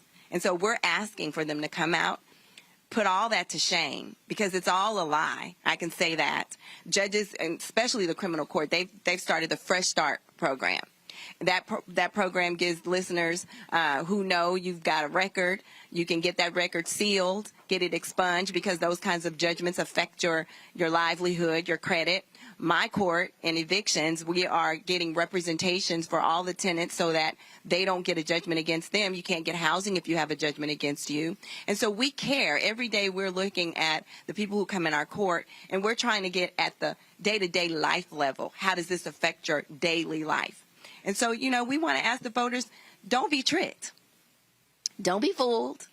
Stick with what you got. We're doing a good job. We're working hard every day. And you be our voice. Vote and show everybody exactly what you think. All right. Judge LaShawn, Judge Collier, we appreciate it. Thanks a lot. We thank you. Matt Manning, I'm going to go back to you first. Look, you're an attorney. You understand what this means when you change the face of the judiciary. Again, how do we get folks to understand when they're going in to vote why these things matter? Because it's so important for people to understand that it has a direct effect on their life. I mean, both of those honorable judges you had there are district court judges, from my understanding, in Harris County that do just civil cases. But in the state of Texas, the district court is the primary court for trials. So anybody who's charged with a felony is going to go to trial in a district court. And just like I did yesterday to get a client on a PR bond, it's important that I was in front of a judge who not only was a former prosecutor, but who has tried cases and understands that poverty is really the biggest issue as it relates to the criminal justice system. And obviously there's other issues, including mass incarceration. But you need judges who have been in the trenches. And ironically, I'm a treasurer for somebody running for judge right now. And that's what I've been saying for like 9 months. Why would you want somebody who's never tried cases, who's never stood next to somebody to defend them, who has never prosecuted a case, to sit on a bench? They don't have any idea what they're doing, and the decisions that they make are often political decisions. And judges are not supposed to be political. In fact, in Texas, we're one of the few places where they still declare a party, and you still have direct elections of judges. And I've been a big proponent for getting rid of that. The reason is judges shouldn't be political. They should be calling the strikes, just like Judge Williams said. And frankly, you need to make sure that whoever you put on the bench is truly qualified to be there. So having judges having judges of color and having judges who have been in the trenches is crucially important, because they are the ones who are really making the decisions as to whether somebody is sentenced for a longer period of time, a shorter period of time, gets a rehabilitative option that they might not otherwise have. And that comes from the voters knowing who they're voting for and what that judge is standing for. So it's crucially important. And the last point I'll say is, the district attorney is really the one who has the most power in the county. So right now around the states, you're seeing a lot of fights between, conservative interests and progressive prosecutors, where they're trying to get progressives out of office. But if you look at the numbers, fewer people are going to prison for long periods of time, and there are more rehabilitative options. And that's ultimately what we need. We're trying to incarcerate our way out of problems that need to be fixed by other issues. And when you have district attorneys who understand that and who have actually represented people and stood next to them and understand the larger socioeconomic issues, you have better outcomes and shorter sentences and fewer people going to prison. That's why it's important to have the right people sitting on the bench. And that point right there, Nola, again, when you heard what those judges laid out in terms of how they have changed the system, that's the kind of stuff. You're not having those deep dives, frankly, in mainstream media. You don't have the same local reporters as you used to in newspapers. And so all of that is important for people to understand. And so when they walk in and they just see these judicial names, they're kind of like, oh, okay, I don't know who these people are, but is having a direct impact on many of the folks who we know, love in our families, our friends, and our churches every single day. Absolutely. And this is an issue that's actually near and dear to my heart. Anytime when I'm teaching a politics and law class, one of the things that really stand out to the students is the issue around judges, and how, students will always ask, well, if it's supposed to be impartial and the politics are not supposed to be part and parcel of legal decision making, why are they declaring, if they're a liberal judge or a conservative judge? And, that's what one of the judges were speaking to. I think that it's a mistake to politicize the legal system, but here we are. And, if we had a system where precedent, or decisis, was actually equitable, then there wouldn't have to be judges that are thinking about making decisions that are more policy-based than more precedent-based. And the thing about it is, the truth is, the way that our legal system is set up in our country, and I'm speaking more on the federal level, thinking about Brown v. Board, if we didn't have a Thurgood Marshall arguing the way that he did to contextualize the problem for the judges and for them to kind of rule on the side of policy, we wouldn't be in these spaces having these conversations that we're having today because of precedent. So I think it's very important to have different opinions on the bench. I think it's very important to have people on the bench that absolutely understand I think one of the judges used the term relatable, and I like that. I like that idea. I like that concept. But then we run into the same thing again. We run into, okay, Are we taking relatability to the bench? Should that be part of a legal decision that, if precedent was actually unbiased, should already have an answer for? So, the long and short of it is the legal system in many ways needs to fix itself, because you have to have people that are advocating for change. But the way to do that is to also kind of bring your political view to the bench, if that makes sense. So there's a lot that needs to be undone and redone when we're thinking about the legal system. But one of the things that definitely needs to be taken out of it, the decision-making process, whether it be precedent, whether it be policy, is this idea of liberal and conservative judge. I think it has no place in a legal system whatsoever. Michael. Roland, judges are extremely important. This is why the Heritage Foundation and the Fairless Society presented a list of nominees to the federal bench to Donald Trump. He ended up getting 226 federal judges confirmed, and those are lifetime appointments. When you have judges that you can vote on, that's extremely important as well. At the local level also. And then you have one thing that is really important for our people to understand is that the judicial branch of the government interprets law from the legislative branch of the government. So at the local level, it could be city council. At the state level, it could be coming from the state legislature. And at the federal level, it can be the federal Court of Appeals, U.S. Supreme Court. They interpret law. So everybody talks about reparations. We have a reparations bill here in the city of Detroit that's going through the process. People want reparations. That whatever reparations gets passed is going to be challenged in court. Do you want a fair judge to preside over that court case, or do you want a Trump judge to preside over that court case?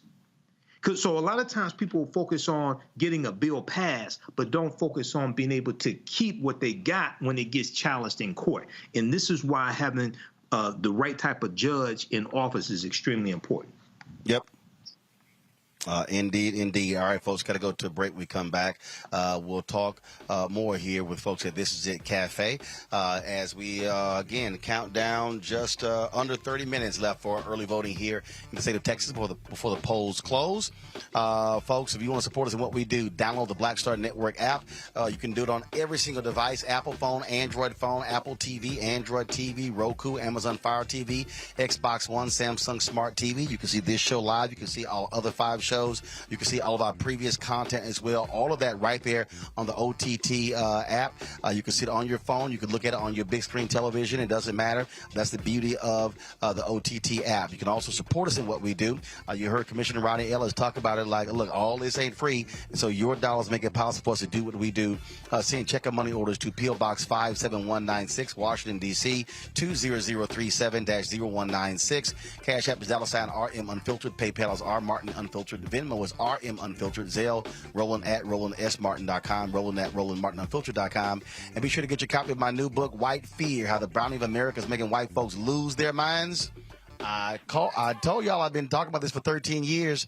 And so read the book. Everything you see happening in politics right now, you understand right there. Get it at available bookstores, Barnes & Noble, Amazon. Of course, also order through your favorite black bookstore or download your copy on Audible. I'll be right back.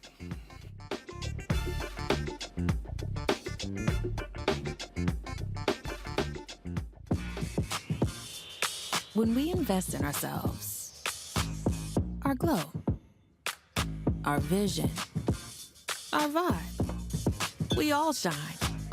Together, we are black beyond measure. Know your voting rights. If you are unsure where to vote or don't know if your polling location has changed, call or text 1-866-OUR-VOTE. For more information, call or text 1-866-OUR-VOTE. When we invest in ourselves, we all shine. Together, we are black beyond measure. We've got to stand up. Republicans are banning abortion rights, tearing down democracy, blocking progress. But when Democrats stand together, we win.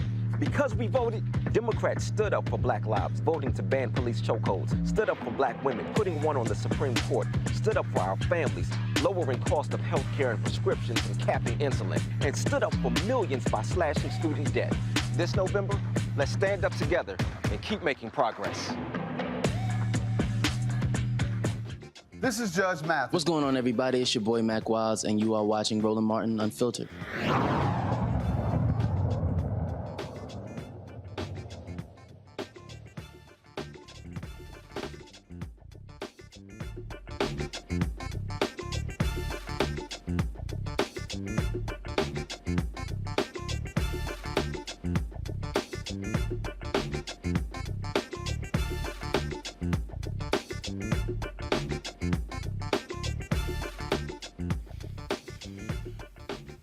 All right, folks, welcome back to This Is It Cafe here in Houston. We are here partnering with the Communication Workers of America, encouraging folks to get out to vote, talking with local elected officials as well, and community activists about how valuable and how critically important it is when you come to the issues and why we must be utilizing our power. We're joining us right now is Bishop James Dixon, who has been involved in numerous efforts here in this city for a very long time.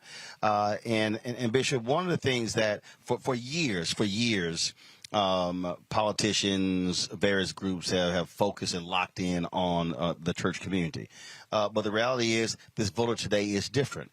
Older voters obviously turn out at a much higher rate than anyone else. Younger voters do not. And so and we always know what typically happens. Folk bombard our churches in the last weekend but before elections. And what black voters are saying now is that old playbook is not going to work. You're going to have to come to us in a much different way and not come to us late in the ballgame. Yeah. Thank you for having me on, Roland. Thank you for being in H-Town, your hometown. We appreciate that. But you're absolutely correct. It is a new day. And the young voter is more sophisticated, they're more educated, and more evaluative. And so we've got to start doing education and engagement long before elections. In fact, elected officials need to do this ongoing, like whole forums in the church, right, or in the community. When you first get elected, what's your plan to keep the community connected, engaged, and informed? Because today it's about connectivity, and if you come back without ever doing that when it's election time, you're treated like you're just pimping us. And so we've got to stop that. That model doesn't work anymore. It used to be a time where, you know, a certain person endorsed you, and you can go to the black church, and all of a sudden it's, hey, man, and we go vote. That day is over because people now want to understand what exactly are your policies, what are you doing that's going to actually make a difference and an impact economically, primarily, right? How is it going to benefit me and my family, my community economically, and in terms socially and educationally if you get our vote? And what I try to walk people through a lot is that, again, you can vote for a candidate. But one, if they don't win, then they can't do what they promised you to do. But then even if they do win, you then have to also understand that they can't do it themselves. Commissioner Ellis talked about it. There are 5 members of the Harris County Court. You need 3 votes. If you've got a city council, if you've got 9 votes, you need 5 votes. And even right now, I see these people on social media. They're constantly telling me, "Oh, you know, look what happened. Democrats control the House and the Senate." Well, there are a number of bills that were passed in the House, but because it's 50-50 in the United States Senate, they died. And then folks, they'll go, well, Democrats didn't do this. Well, no, they did in the House, but it dies in the Senate. And if you don't understand politics and how it works, you just run around mad and upset, which is why you hear folks say elect Mandela Barnes in Wisconsin, Sherrod Beasley in North Carolina, Val Demings in Florida, Fetterman in Pennsylvania, and then, of course, make sure Warnock goes back from Georgia, Kelly in Arizona, Hassan in New Hampshire, because all of a sudden, if it's now 53-47, 54-46, that changes the equation because you now have taken away a lot of the power that Sinema and Manchin had. But that's understanding how the game works, just as opposed to just assuming, you got it, so you should be able to get whatever we say you want. It just doesn't work that way. We need community education and civics and how government really works so that people will not be emotional, they'll be intellectual and understand the process. to that point, the John Lewis Voting Rights Act has not passed in the Senate, passed in the House. Congresswoman Celia Jackson Lee just carried a bill for us on sex trafficking. And that's a huge issue in our community, right? $30+ billion industry in the U.S., $150 billion industry worldwide, black and brown children the most victimized. She carried that bill. It passed in the House. It now has to go to the Senate. It'll protect every school in America from trafficking. But if it can't pass the Senate, it dies in the House. And then after this midterm elections, everything that was done before gets restarted. So it could have passed the House before, but guess what? Got to go again. It has to go again. And so again, and trust me, it drives me crazy when I listen to some of these people out here who yell tangibles, tangibles, tangibles. But then you ask them, who's your state rep? No clue. And no clue. So it was like, what the hell are you talking about? Yeah. I mean, you can't. I mean, and so I do it all the time. That's why somebody asked me, and they said, man, you should run for office. I said, I can never run for office. I said, I probably would start with about 20,000 votes and end up with 5 because I would cuss out the other 15. Yeah. Because I like seriously, I can't deal with somebody who comes to a politician saying, what you can do about education? Then you say, you have any kids in school? Yeah. Are you involved in the PTA? No. What the hell are you coming asking me for if you can't show up at the PTA meeting? If you can't do at your house what you're supposed to do at your house, don't come up here to the state house expecting us to fix that. You gotta teach your own kid, make sure your own kid learns, and show up at the school other than for a ball game. Now we'll go to a football game, but those PTA meetings, you don't have time for that. But we got to really reassess what is our obligation. You mentioned something too, Roland, the need for us to understand coalition building, right? If we don't support coalitions, we can't pass agendas. Right. There's got to be a policy agenda that's embraced by a coalition of elected officials. That's why it's a Boris Miles and a Rodney Ellis and a Lena Hidalgo and an Adrian Garcia and these judges, because you build coalitions around policy agendas. Then you can effect change in systems at the local, state, and federal levels. Well, that's why after the Hopwood decision here in Texas, when Senator Rodney Ellis and others, they were trying to figure out, okay, how do we now deal with race and admissions, and then they need to come up with a race-neutral way. Then that's when they came with the top 10%. Yeah. What they did was, how did they get it passed in the Texas legislature? They went to rural Texas and said, y'all having the same problem we have it. Mm-hmm. Your rural students can't get into the University of Texas and Texas A&M, just like black and Latino students. So they partnered with the rural folk. That's how it got passed. Right. And so that's the whole point. Coalition. You got to figure out, if I need to get something passed, who do I align with to actually get it done? I need to figure out what motivates you, what motivates me. And we often talk about voting for a person. Voting for an individual is good. But if you're not voting for the coalition, you're not voting for an agenda. You're voting for a one-off hero, and no hero or hero can change policy in and of themselves. I don't care how charismatic they are. You've got to decide what coalition are we in alignment with. But you mentioned something else about the church, Roland, and I want to kind of get back to that, because I believe one of the other differences we face today, the black church in many ways have really we've lost our way, right? We were a battleship. Again, I go back to those four institutions MLK said. Yes. He said that a prime position to liberate black people. He said the Negro Church, the Negro Press, Negro fraternities and sororities, and Negro professional and business organizations. Absolutely. And he said all 4 have never fully committed themselves to the true liberation of black people. Never have. And I want to say this, the black church, after everything God has ever done for black people has been done through faith. That's just his history, right? And when we think about the black church was our battleship, but the black church now has become our cruise ship. Ooh. Okay. And so what we have now is we got cruise ship captains. That'll preach. You feel what I'm saying? We got cruise ship captains rather than battleship captains. And a cruise ship captain plans entertainment. He makes money. The owner of the boat gets paid. The people on the boat have a good time that they're willing to pay for. But nobody gets empowered. Mm-hmm. and cruise ships steer away from voter suppression and protest and advocacy, right? But battleships are built for war. And so the battleship captain is looking, where is the trouble? Like, where's the problem at? The problem is in the jails. The battleship goes there. The problem is in the schools. The battleship goes there. The problem is in the State House. The battleship goes there. We can't get cruise ships to show up. But it's easy to build a cruise ship when you got a cruise ship market. And so we got black folk now who will take their money to a cruise ship until they get in trouble. And then they'll call a battleship, can you come get my son out of trouble? And then they take their bus right back to the cruise ship and give them money. So when I look at your show, because I watch you, right, I'm saying, I feel your pain. You are a battleship in media, right? You got a platform, you go to war every day for our community.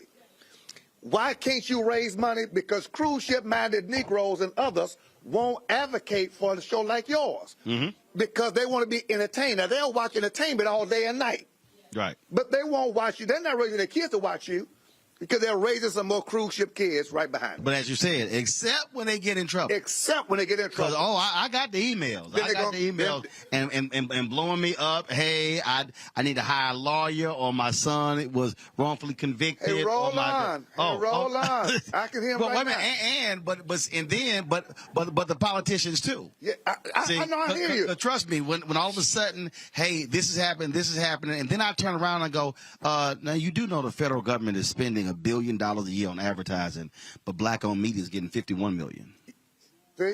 Where you at? Where you at? Where you at? And I'm like, and I said, guys, those are real numbers. In the advertising industry is going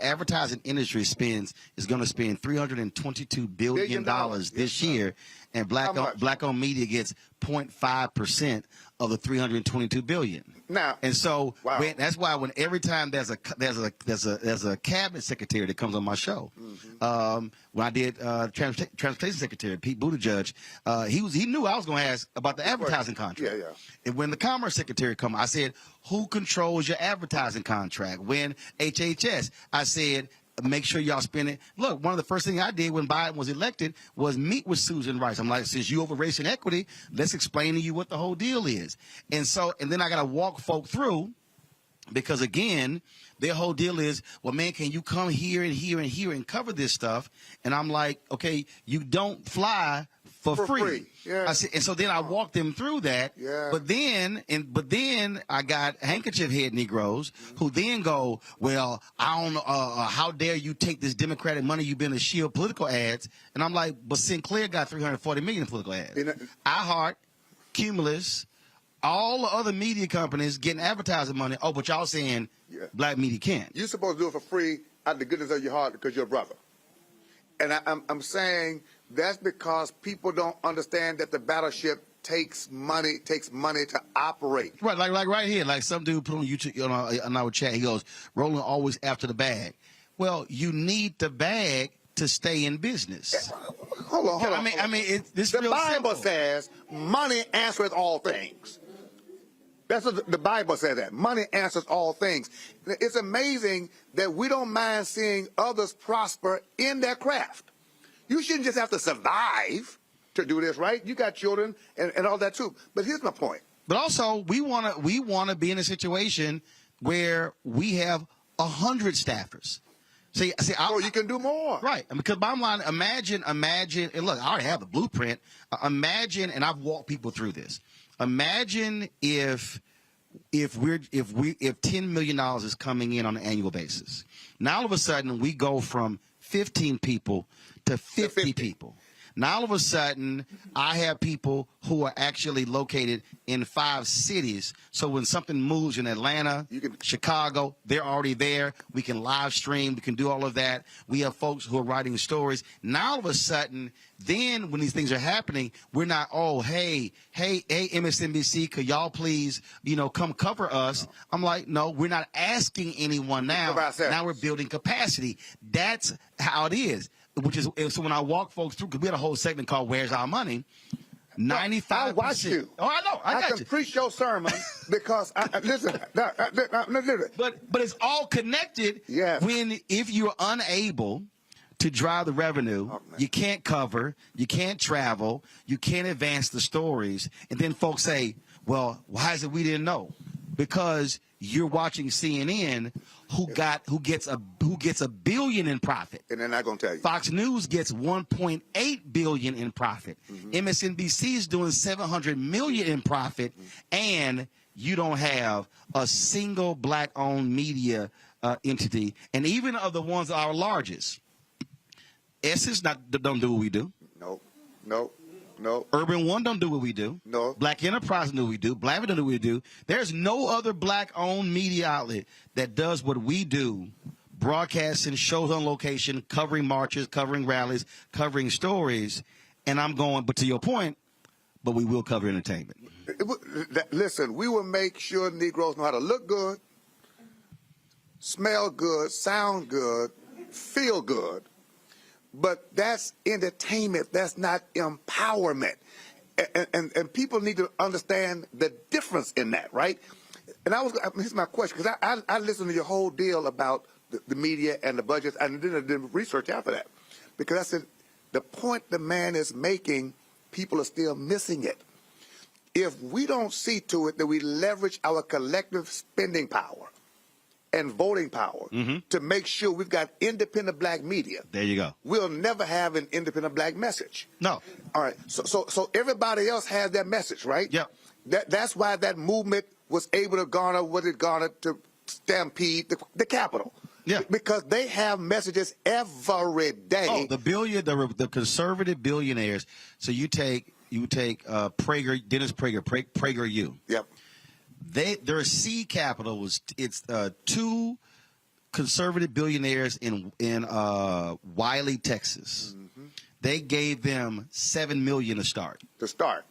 They raised $22 million their first year, $25 million their second year. The New York Times does this huge article on them saying by their second year they hit 1 billion views. Now, mind you, okay, by year 2 they hit 1 billion views. They were funded $47 million in 2 years. Wow. Okay. Wow. So now you take the Daily Signal, the Daily Wire, the Daily Caller. You take Breitbart. You take Steve Bannon's operations, Alex Jones' operations. You can go on. So what you have is you have an entire media ecosystem that's alternative. But then conservatives took the same money and they took Salem Radio. So all of the Christian radio stations, they got them. They got that. Then they bought Sinclair. They got that. Then they're buying other station groups. So now, so Fox News is the Death Star. They basically send the signal out and then drives everything else. So that's why now, if you are a Republican and you're running in Wisconsin, you don't worry about mainstream because you hit every single one of those conservative radio talk shows, podcasts, and the digital operations, and that's what you're doing. On the liberal progressive side, they actually fund entertainment. They got animation and entertainment. When Air America Radio launched, I actually flew up to New York and interviewed with them, and they had comedy writers. And I was sitting in the interview, and I was like, "What? Why are we talking about comedy? I thought y'all launching this to compete against Rush Limbaugh." And their answer was, "Yeah, but we got to make folks laugh." I'm like, "No, you don't." I'm like, "What are y'all doing?" And I was sitting, and they literally said, "Hey, well, the reason we didn't hire you because we didn't think you could be funny." First of all, everybody watch my show know I'm funny, but I ain't trying to joke all doggone day. Roland, but that takes us back to our history, right? That all we need is a song and a dance and a joke, and they're still treating us like that, and we keep buying into it. That's why what you're saying right now is so necessary. This is what I've said to various groups to understand how. First of all, when you know how to do this, when you know how to do this here, so we'll probably end up doing 2.75 million in revenue this year. We should have done 2 million in political advertising alone. We'll only do 187. That's disgusting. That's just we should on the low end we should have did 500. Yeah, that's on the low. That's 25% of what we should have gotten. Yeah. We'll end up doing 187 total. But now people expect you to operate. Right, absolutely. Like you got the full deal. So imagine now, and again, this is I purposely try to walk the audience through this, so they can understand how you're now able to build this. So we've got this show, 5 other shows, 3 shows in development. We signed a deal, so we'll be launching the 24-hour streaming channel. Now, what folk don't understand is I'm already worried about how everybody get paid in 2023. You making brick without straw. Like people don't understand. I'm literally sitting here going, okay, all right, no, I'm not spending $200 on that because how much I'm going to need in April. I'm already there. I'm already there in terms of, okay, this pending recession, what's going to happen to advertisers. And so now all of a sudden, imagine if all of a sudden it's, all right, you get a total allocation. Let's say someone comes at 2 or 3 million or 5 million, and you got a major sponsor. Now all of a sudden you can breathe. Now you can build out. Yeah. Now all of a sudden you're now saying now I can play on a larger field. Yeah. Now all of a sudden we can broadcast from more places. We can now market more. We can now build more, and now we can drive messaging. What the right is doing is that they're using media to drive messaging. Absolutely. And so now all of a sudden, and on Christian TV, go back to that, please. Same please thing. Go back to that. So again, it's messaging. Roland, please, I don't want you to miss this. 'Cause you talked about day starters of the show. Yes.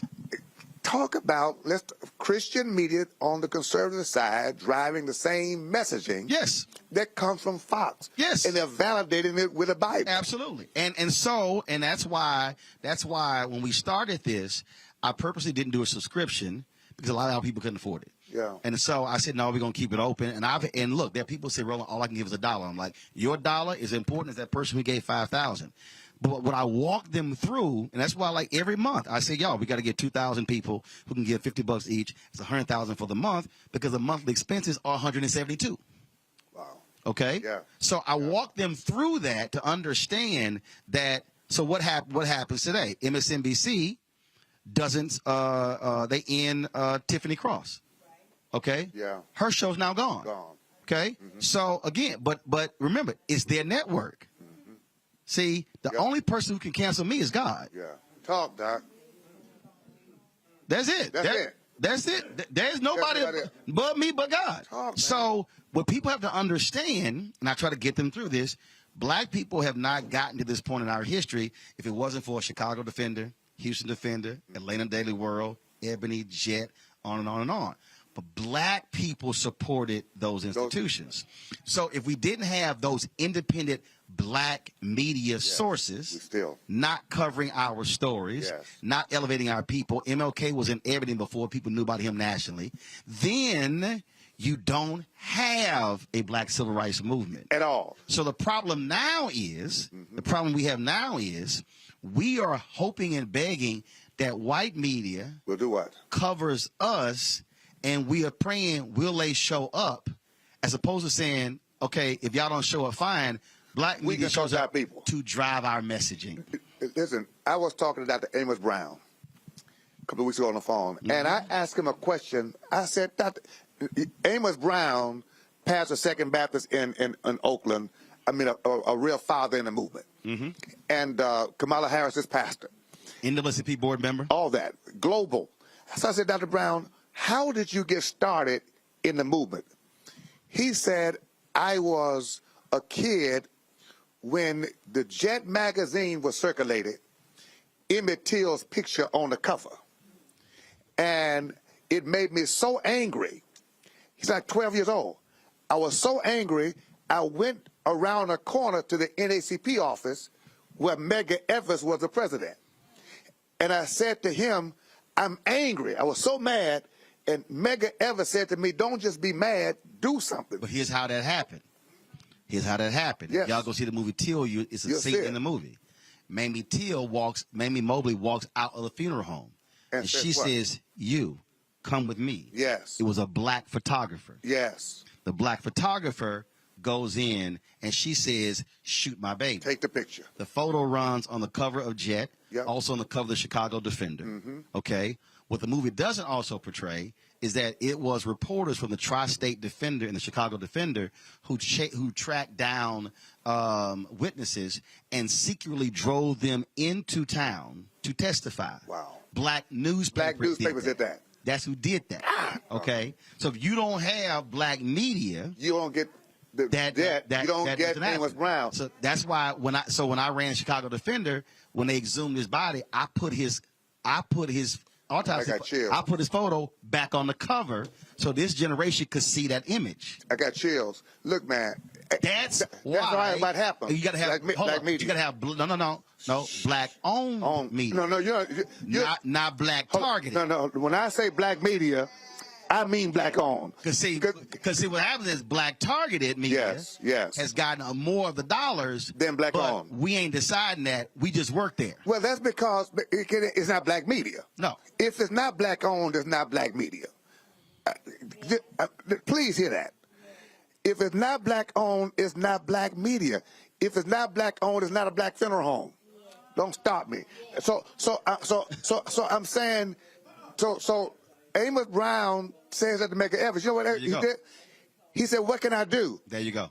And Medgar Evers said, "Start the youth chapter for the state of Mississippi." So at 12 years old, Amos Brown starts the first statewide youth chapter for the NAACP because he sees Emmett Till's picture on Jet cover. Look, this is amazing. So now, when James Byrd was killed, Reverend Sharpton and I went to the funeral in Jasper, committed Don King. I was there covering it. You were there. I was down in Jasper. Right, but you know how many Negroes never showed up there, right? Right? And so we committed Don King to $100,000 for the family without asking him, right? And then called him afterwards. Flew to New York with the Byrd family, got there to meet with Don King for the $100,000, and Emmett Till's mother met us at the dinner and testified to the Byrd family the very story you just told. And Don King said $100,000 is not enough. Here's $200,000. I'm trying to say what black folk can do when you own something. Right. We got to understand the power of that and understand that you never start where the others already are. Our problem is we want you to already be where the others already are. It doesn't work like that. You got to build something to have something. I will give you. I'm gonna give you this last one before we go to break. We didn't talk about voting yet. I'm sorry. No. Because actually, it's all tied. Yeah. It's all tied. Yeah. So we all have seen that image of Bernice on the lap of Coretta Scott King at the funeral. Monita Sleep, he becomes the first African American to win a Pulitzer Prize for photography because of that photo. But here's what people don't understand: white media said no black people could be in the press pool. No black people. No black people. Lerone Bennett, Ebony, Simeon Booker, Jet, go to Coretta Scott King, and they say, "Miss King, white media will not allow any black media in the press pool to cover MLK's funeral." Wow. In a black church. In a black church. She said, "Let them know that if Ebony and Jet are not in the press pool, there will be no pool." That's how Monita Sleep was in the pool. That's how he could shoot the photo. Wow. That iconic photo that won the Pulitzer Prize, because Coretta Scott King said, ain't gonna be no pool unless they're in. Which is why what I tell politicians, black folks who work in corporate America, if you don't make it clear that black-owned media is gonna have a place at the table, don't do it. Don't do it. When Barbara Jordan had her funeral, they tried to move me. They said, White House press pool sitting here. I was like, well, I've been here since 7 a.m. They got to go around. And literally the Secret Service agent said, no, you got to move. I said, no, you might want to go talk to that brother right down there. I said, his name is DZ Cofield. Yeah. You go talk to him, and then you let me know. And they were like, they looked at me, and they then went around. And that's the piece. a lot of our folk don't have the back of black-owned media to let folks know. No, they stay. They stay.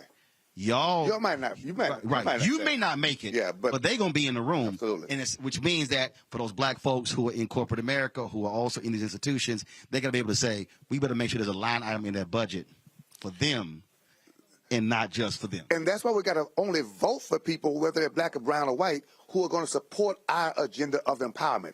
That's what the coalition is all about. Because there are some white people, I can tell you right now, point blank, there are some white people who work in major companies who have said, no, we are going to support Roland Martin Unfiltered.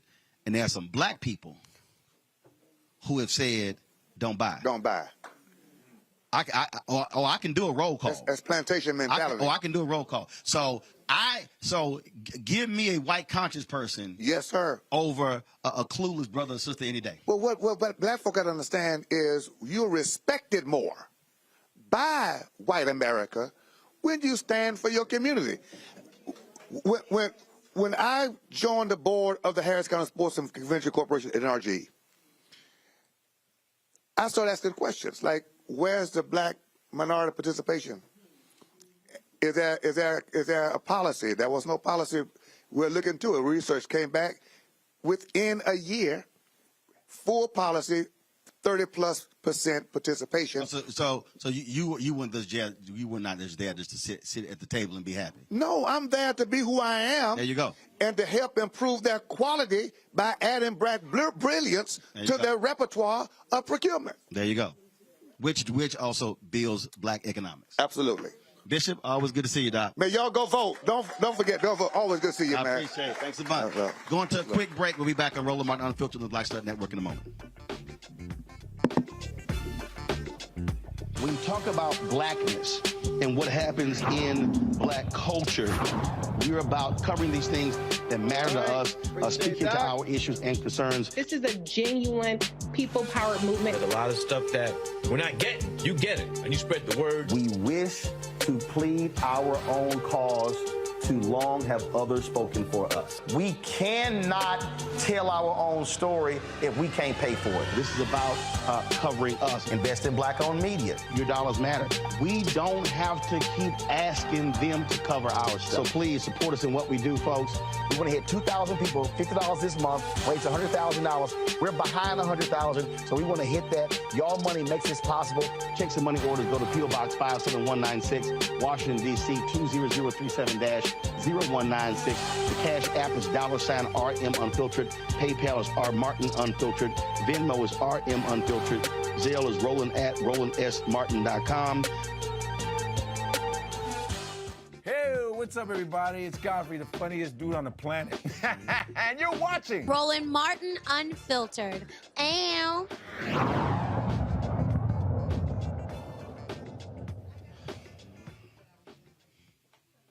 All right, folks, welcome back. Roland Martin Unfiltered on the Black Star Network. Panelists there, I want them to give their final comments. Here, this is, of course, last time y'all will chat with us before voting takes place on Tuesday. And so, Nola, make the case for somebody sitting out there right now who is undecided about going and vote. What you have to say to them? The vote is very simple. If you are undecided, think about if you want rights, think about if you want freedom, if you want to wake up in a country where freedom is actually respected. Think about if you want to wake up in a country where women do not have to worry about what they look like or what they say. Think about if you want to wake up in a world that's moving forwards and not backwards. And it's really just as simple as that. There are people who want us to move backwards. And that means if we're moving backwards, if women's rights are trampled upon, that means other rights are going to be trampled upon. Affirmative action is on a chopping block. That means perhaps interracial marriage is on a chopping block. That means perhaps integration is on a chopping block. And then we don't know how much further people are willing to go. So fight like your life is on the line, fight like your children's lives are on the line, and fight like your grandchildren's lives are on the line, because it really is. All right, Nola, we sure appreciate it. Thanks a lot. Matt. Look, they work for us. We don't work for them. And what we have to remember is that when we go to the ballot box, we tell them whether we want to keep them in that job and or who we want to replace them with.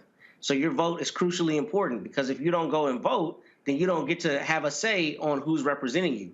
And beyond that, as we've talked before, the reason you go and vote, particularly in down ballot races, is because if you want that pothole filled, if you want better books for your kids' school, if you want better options as it relates to government programs, you have to go and speak your voice at the ballot.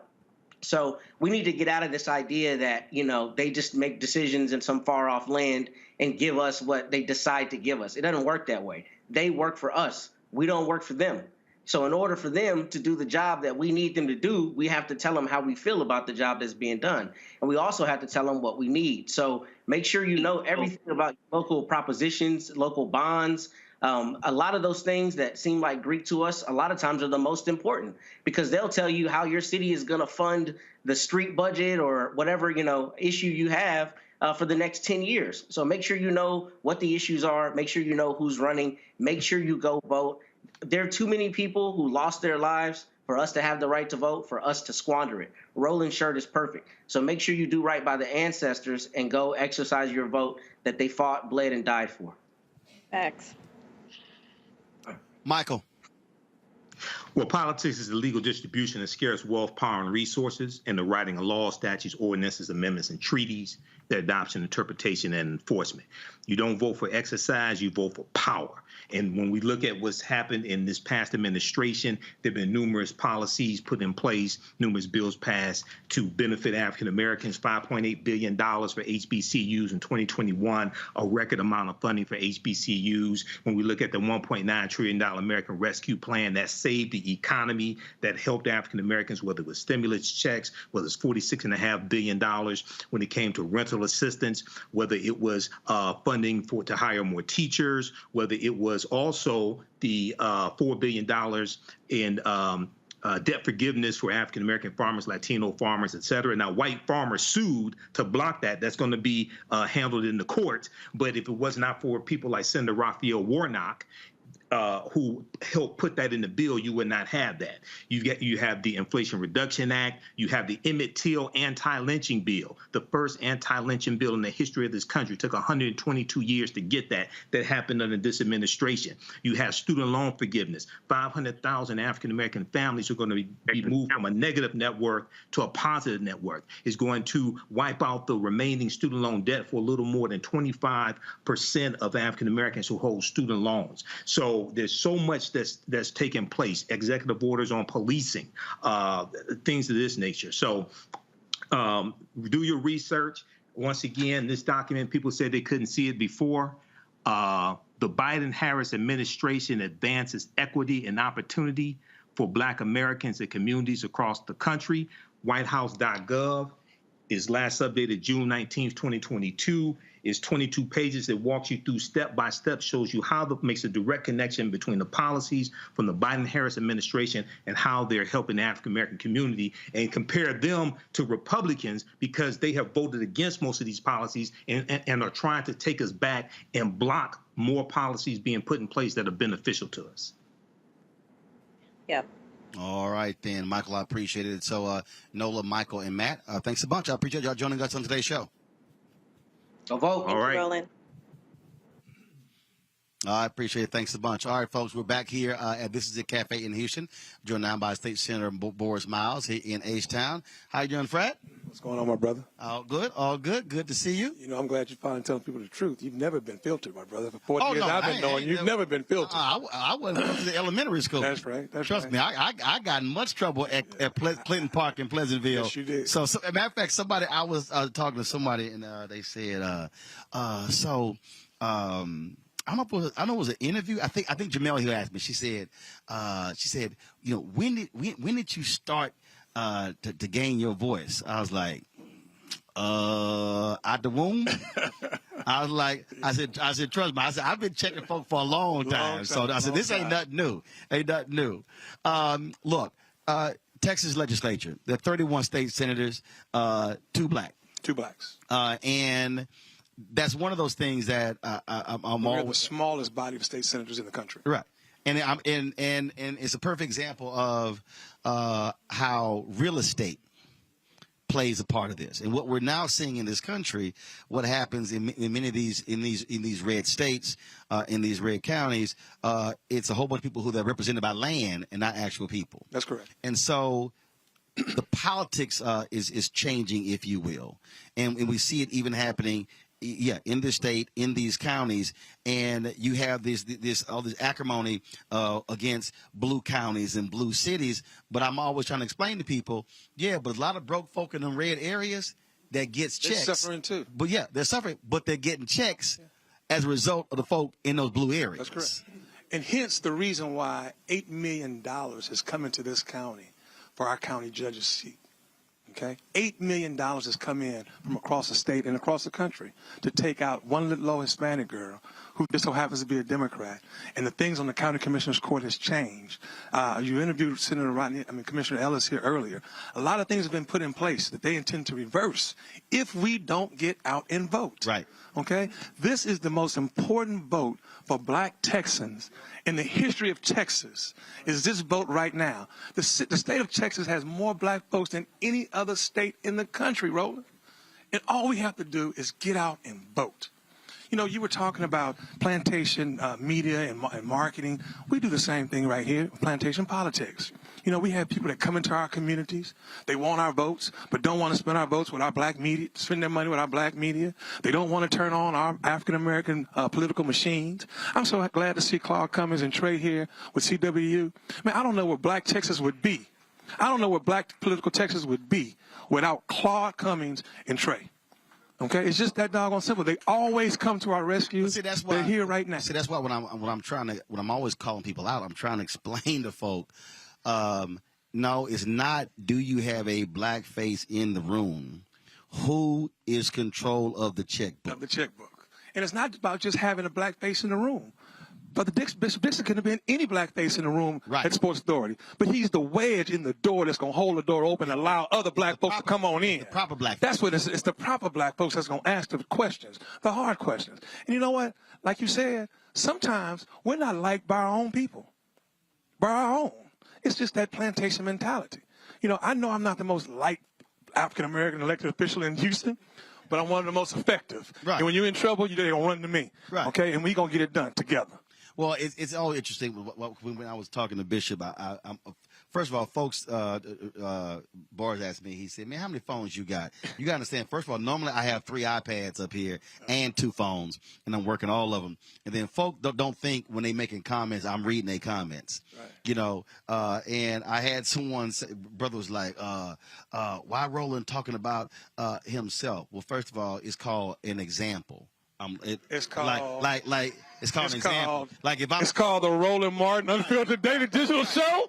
and if I'm telling you paid about the cost to be the boss, and if I'm telling you about something that happened while I'm in the room, how else you gonna get the story? But to your point, some folk, it's plantation mentality, man, and we've got to shake ourselves from it. Okay, we've got to, like Bishop Dixon said, we got to build stuff and own stuff so we can have stuff to say about. Okay, unless you own something, unless you can point to something and say, I've done that for the community, unless you can show us some black folks that you've helped along the way, some young black kids that you've helped along the way, unless you can show us a community that you've bettered in some kind of way, don't sit back and criticize us for those of us who are trying to make it better. We're trying to make it better. Most of the time, we're our worst own critics. Okay, we're our worst critics, and it's gotten to the point where we just have to be dull to it and keep it moving, keep the faith, keep the fight. I have no. First of all, I appreciate haters because I actually walk higher because I actually step right on top of them. Keep it moving. See, some people say they step over them. No, I actually step on them. You know, because I ain't got no problem stepping on them because again, I'm not sweating all your whining and complaining. That's why when we talk about this election, when we talk about what has to happen, when I have these folks who you're trying to be a Democratic shield, I just walk them through. Show me your 5 issues. And but I tell them, I say, just give me your 5 issues. Right. Give me your 5 issues. In fact, there was a brother who came up to me last night. We were in Tarrant County. He was working at the golf club. And when we started, there was another brother. He's like, man, you know that? He said, that's Roland Martin. Dude was like, man, I ain't never heard of him. And so, no, it was fine. But here's what happened. I mean, that's that we started. He said he ain't never heard of me. Well, then we started doing the show. Started doing all the interviews. Well, he then go Googles. Runs back. And when it was over, he said, "Hey, can I holler at you?" I'm like, "Yeah." He said, "Man, look, he said, I don't know nothing about this voting stuff." He said, this is what he said. "I was raised to vote on Democratic plantation." I said, "Stop."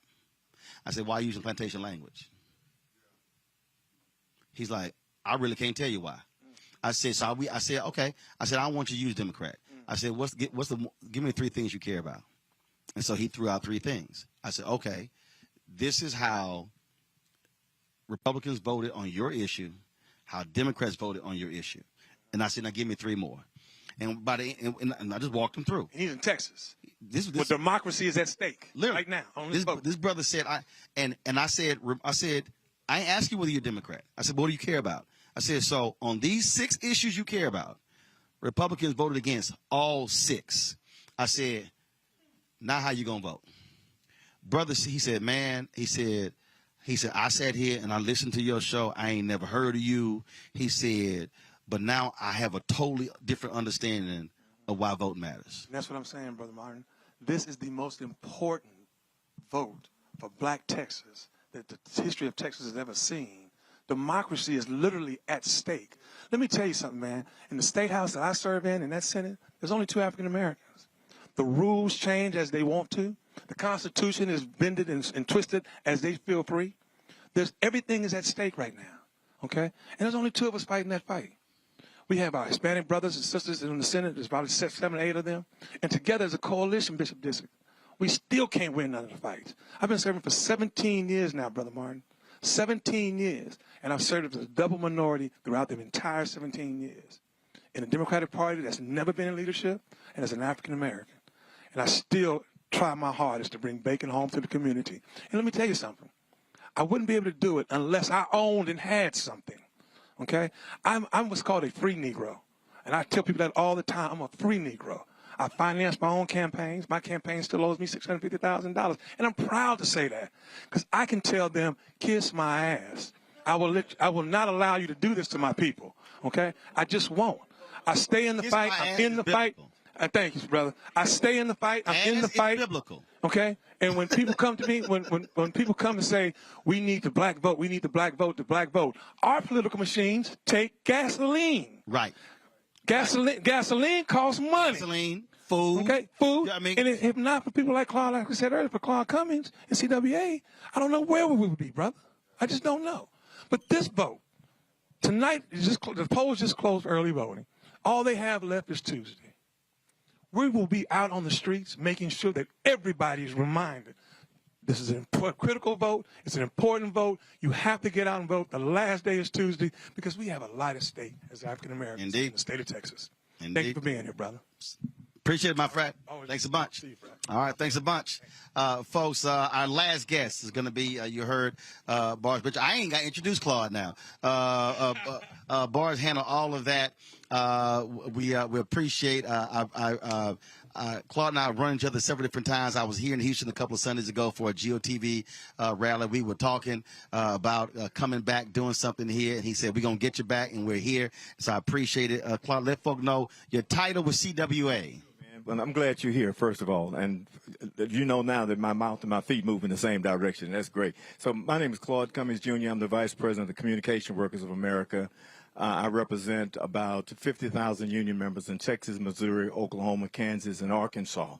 And I help fuel some of the battleships. And for the folks who don't know what the Communication Workers of America is, it's a labor union. The labor union, we represent a number of different unions across the country, very amalgamated, AT&T employees, Verizon employees, state workers in the state of Texas. As a matter of fact, I'm probably elected because of the state workers. They're the largest local in CWA, as well as the airline industry, manufacturing industry, and other industries. And and one of the things that, I mean, our first partner for this show was AFSCME, Lee Saunders, my alpha brother, and they were the first partner. If it wasn't for them, this show doesn't get launched. Right. And it was interesting that after the Janus decision, there were a lot of people who thought unions were DOA, but the reverse has happened. The reverse happened. And that is more and more Americans now are saying, you know what, the hell with this right to work or just taking everything. We now understand why you got to have collective bargaining. Exactly right. And one of the things that it helped unions do is start talking to their members again. There you go. That's exactly what it did. We started working, right. Members. We started working again, and it has made a difference. But if I may, I want to address just 2 or 3 things that you've talked about on today, especially when it comes to our Get Out the Vote effort. As of today, there have been 4.9 million Texans that are voting. Right now, we're 8.8% of that vote. We need to be at 11% at least to have a chance. I'm talking about African American voters now. We need to be at 8.8% of the early voting. We need to be at least 13 to 15% to win. If we're at 13 to 15%, we win. If we're at 18 to 20% of the total vote in the state. If we're 18 to 20% of the total vote in the entire state, we win every election, including Beto. Now think about that. Boris, Senator Miles, and some others. We have more African Americans living in Texas now than any state in this country. And if we can get them registered and get them out to vote, we flip this state. We flip this state, we change the country. Simple as that. And so my efforts have been to work on GOTV and the African American community. Now, one of the things that happened after Citizens United, when the Supreme Court ruled that corporations are people, it also did one other thing. It gave unions the ability to spend money outside of their membership base. And so since Citizens United, I have diverted a lot of the resources that I would normally give to candidates and put it into independent expenditures and on the ground. Simple as that. And that was what has made a difference in Texas and the counties that we have won. Now, remember, and your listeners need to know this, all of our large counties in Texas, we won. We're blue in Houston. We're blue in Dallas. We're blue in Austin. We're blue in San Antonio. But what has killed us, and you mentioned this earlier, is that we have not been able to get the Democratic Party to have candidates in some of these smaller counties. We have 254 counties in Texas. And I have been begging and I have been pleading for years. Put people in races in these small counties. Are they going to win? No. But it will give us an uptick in the total amount of votes. Because if they run it, the Republicans run it unopposed, they're running unopposed. No reason to turn out. No reason to turn out. No reason to go vote for any of the candidates because they're not running anybody. And so I made a conscious decision to start putting my money into independent expenditures and to GOTV programs strictly for African American communities, for media, as well as newspapers, as well as radio. And that's where I invest a lot of my money. And it has made a difference. Right. The mayor of Houston would not be elected today if it not for the program that I helped design and put together to drive out the African American vote, in this city. And because of Boris Sanders, that's right, and others, and a lot of people in here know that on election night, Sylvester was down, by about 400, 500. We predicted 1,000 votes, but because we put money into Fort Bend, that portion that's represented in Houston, I helped pay for that. We knocked on 450 doors, just strictly African-American GOTV, nonpartisan from NAACP. And because of that, the night of the election, he won by 450 some odd votes. And so what I'm saying to all of you, and I wish the Democratic Party could understand this, instead of putting money into consultants, white consultants, why not put some money in the African-American community? We have been there and have been the backbone of the Democratic Party for years. And I personally am tired of our communities being taken for granted. The fact that they think that we're just going to automatically vote for their candidates without putting any fuel into our GOTV programs in our communities. And so that's what I have been doing over the last several election cycles. And I believe that other unions are catching on to it now. And I think the more we do that. And are you meeting with them saying? We are meeting with them. Right. Let's show you the strategy. Right. We are meeting with them. We are meeting with them. The Teamsters have been investing in some of the programs. The plumbers have been investing in some of our programs because they get it. Right. They get it. And so I think as we begin to continue to show how successful we've been with our GOTV efforts, and listen, I still give the candidates, but I just don't give as much. Right. Because we try to explain to them that signs don't vote. Cards don't vote, but people vote. And also, so that's where the investment also, should be. I think you want to win. And you want to win. And if we can show you his track record to help you win, you might want to listen to us. That's exactly right. That's exactly right. So that's what we have been doing, and we've been successful because of it. So the polls are closed now. So we've got Tuesday now. Right. We need people of color. We need African American voters and Hispanics to get to the polls and vote. So and if we get that uptick in votes, get that number again. All right. Right now we're at about 8.8. We're at about 8.8% of the total vote for the state. We've had 4.9 million that have voted. 8.8%. We need to be around 13 to 15% in order to win. In order to win. And that's the thing that I keep telling our folks all across this country. Right. Black people, if we take our numbers up to 65, 70, 75%, those who are eligible, that's correct, who are registered, we can actually lock down races all across the country. We can do that. But the question is, even in the South. Yeah, the question is, when is the Democratic Party going to understand that? Well, when are they going to start putting money into our media and our consultants instead of all the time just having white consultants? And that's how Hillary Clinton lost. There you go. Absolutely. Without a doubt. And that's why, to me, that's why I've been telling people, shift the resources. That's why I've called them out by name on national television, and we'll keep doing so because we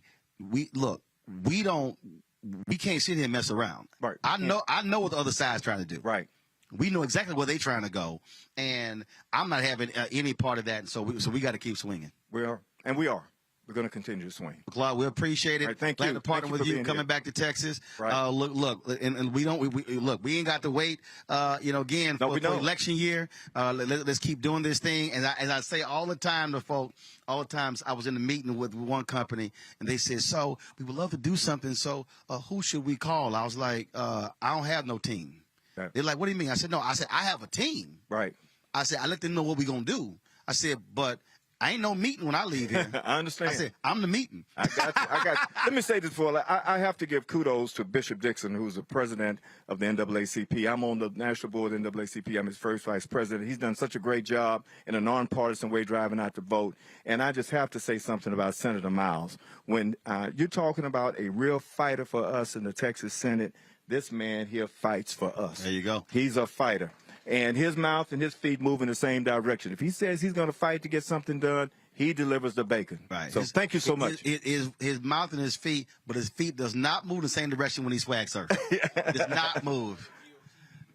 Get out the vote. That's it. Get out the vote. Simple as that. Folks, Claude, I appreciate it, man. Thanks a lot. Thank you, folks. That is it for us. Remember, Election Day is Tuesday, not just in Texas, all across the country.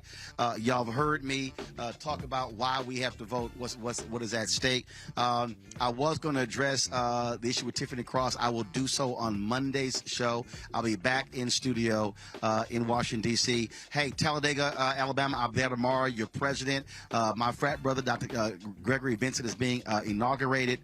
Tomorrow I'm emceeing his inauguration gala, so I'm leaving here in the morning, flying to Talladega, Alabama. So I'll see you guys tomorrow night and see y'all Monday in the studio for Roland Martin Unfiltered. Don't forget, download the Black Star Network app, Apple phone, Android phone, Apple TV, Android TV, Roku, Amazon Fire TV, Xbox One, Samsung Smart TV. Support our show. Your dollars absolutely matter. Check and money orders. Go to P.O. Box 57196, Washington, D.C. 20037-0196. Cash App, $RM Unfiltered. PayPal is R Martin Unfiltered. Venmo is RM Unfiltered. Zelle is Roland at RolandSMartin.com. Roland at RolandMartinUnfiltered.com. And be sure to get a copy of my book, White Fear: How the Browning of America is Making White Folks Lose Their Minds. Available on all platforms, all bookstores. Order from your favorite black bookstore. You can also download it from Audible. We always end the show with the folks who give to our show. And so we'll do so now. Folks, thanks a bunch. Glad to be back in Houston. It was great to be in Tarrant County last night. I'll see y'all on Monday. Holla!